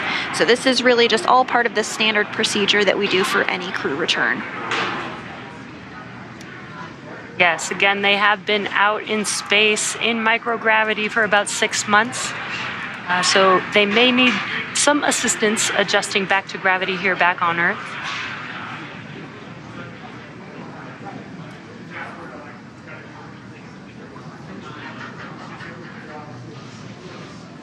So I did hear that there's a special guest on board looking to welcome Crew 4 back to Earth. In fact, it's the namesake for the vessel that they are on. NASA astronaut Megan MacArthur there in your screen with on the left of your screen. In the hat, you can have a view of her here on the left of your screen here. She's, I'm sure, looking forward to welcoming the crew back to Earth. That's really awesome to have her on board, especially the vessel that they named, that we named after her. Absolutely. So it looks like they're continuing to remove those footrests ahead of egress.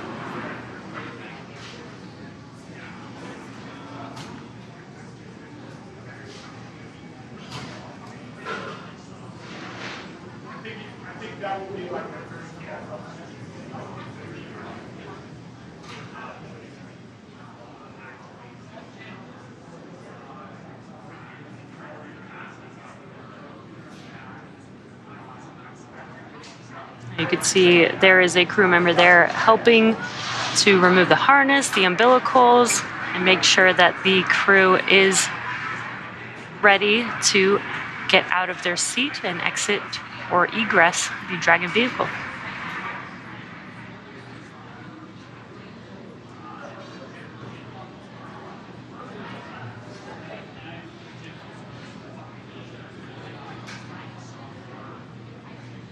And once the crew does egress, they'll take part in those medical checks, and then after that they will board helicopters where they will fly back to shore, at which point they will board a plane and fly back to the Ellington Airport just outside of the Johnson Space Center in Houston. And then for our ESA, our European Space Agency astronaut, Samantha Cristoforetti, she'll head back to Europe.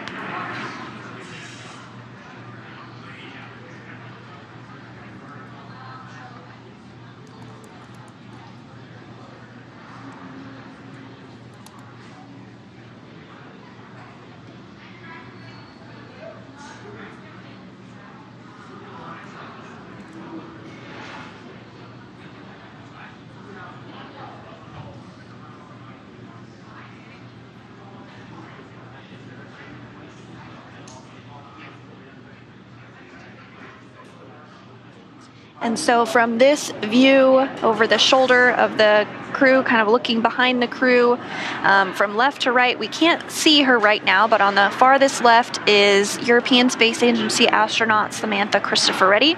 And then in the view on the left of your screen is the commander of Crew Dragon Freedom, NASA astronaut Kjell Lindgren. To his right, which we can see on our screen, is NASA astronaut Bob Hines. And then to his right, again, we can't see her just yet, but we will in a moment here once they egress, is NASA astronaut Jessica Watkins. Now, this was the first flight for Bob Hines and Jessica Watkins. Both Samantha and Kjell had flown previously.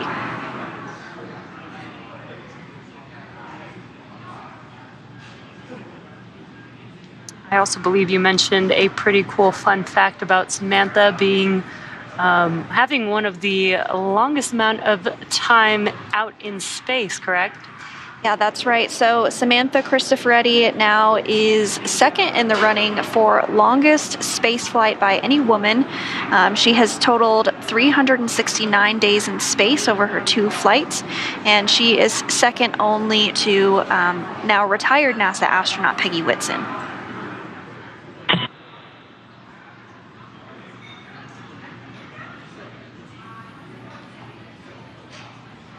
Looks like the first to exit their seat is pilot Bob Hines.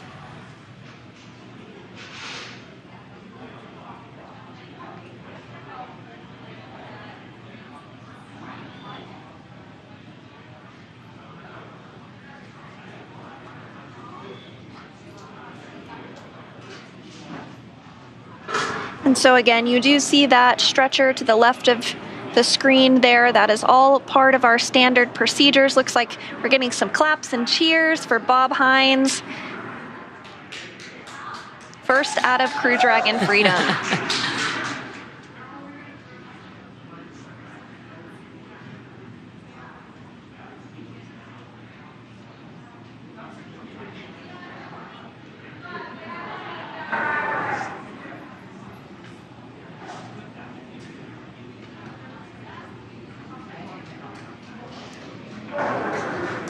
And a high five to Megan MacArthur.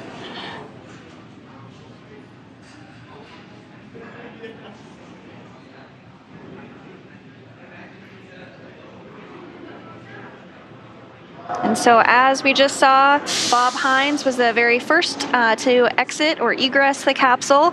He spent a total of 170 days in space. This was his very first space flight. And it looks like next up we will have the commander, Kjell Lindgren, who will exit the capsule.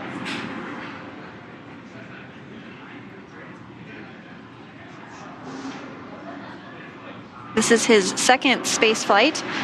He's logged a total of 311 days in space.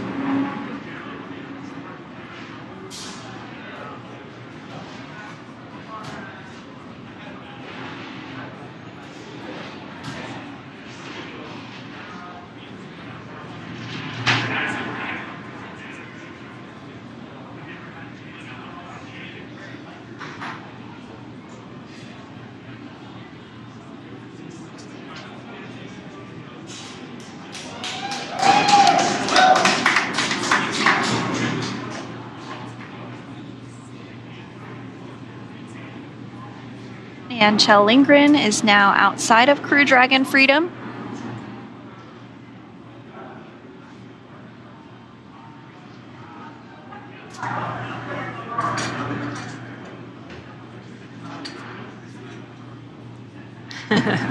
Some great smiles and waves there.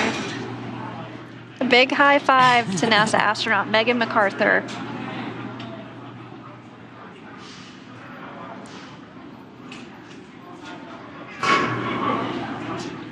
Recovery personnel now working to get Jessica Watkins ready to egress.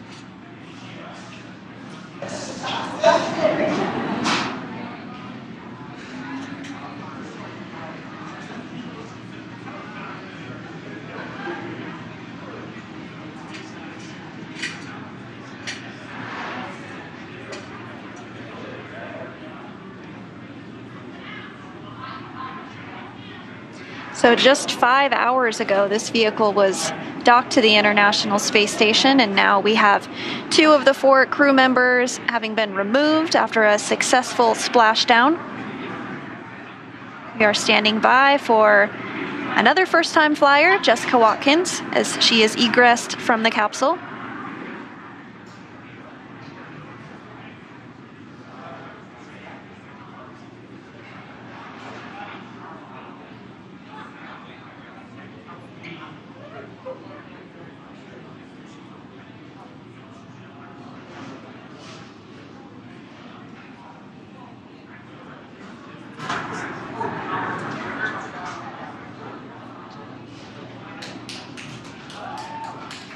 And there she is, NASA astronaut Jessica Watkins, standing up for the first time in about 6 months.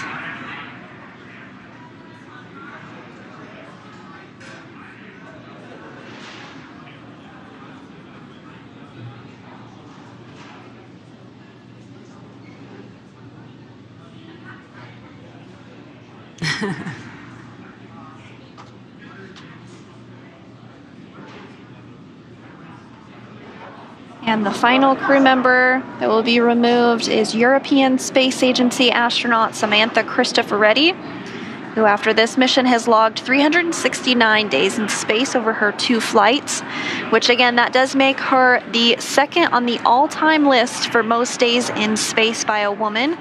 And that is second to NASA's Peggy Whitson, who logged 665 days in space over her 3 space flights.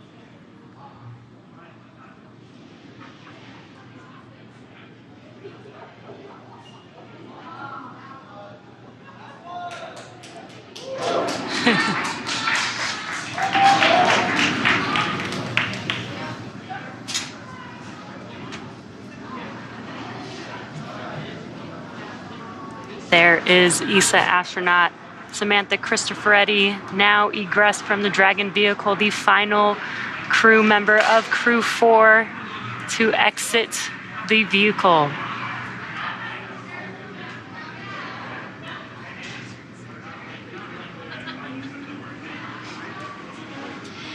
Well, now that Kjell Lindgren, Bob Hines, Jessica Watkins, and Samantha Cristoforetti are safely back home on Earth and getting checked out by the NASA medical team, we're going to wrap up our live coverage of the return. This all kicked off on April 27th from historic launch pad 39A at the Kennedy Space Center in Florida. After a successful liftoff and separation from Falcon 9, Kjell, Bob, Jessica, and Samantha made a 16-hour flight on board Dragon to the International Space Station. Since arriving at the space station, they spent nearly 6 months as members of Expedition 67 and 68, executing science experiments, spacewalks, and repairs while aboard the orbiting laboratory. And their journey home began earlier today, October 14th, when they closed the hatch to Dragon and undocked from the International Space Station at 9:05 a.m. Pacific time. After 4 successful departure burns and a phasing burn to line up their orbit, Kjell, Bob, Jessica, and Samantha rested for a few hours before waking up to prepare for re-entry this morning. We jettisoned Dragon's trunk and performed our final on-orbit maneuver, the de-orbit burn, at 1:01 p.m. GMT or Pacific time to send Dragon on the path home. The spacecraft re-entered the Earth's atmosphere and slowed its descent with successful deployments of 2 drogue parachutes and 4 mains, with the final splashdown occurring off the coast of Florida at 1:55 p.m. Pacific time. Now, following that successful splashdown, we saw SpaceX recovery experts move in and prepare Dragon Freedom for its lift onto the recovery vessel.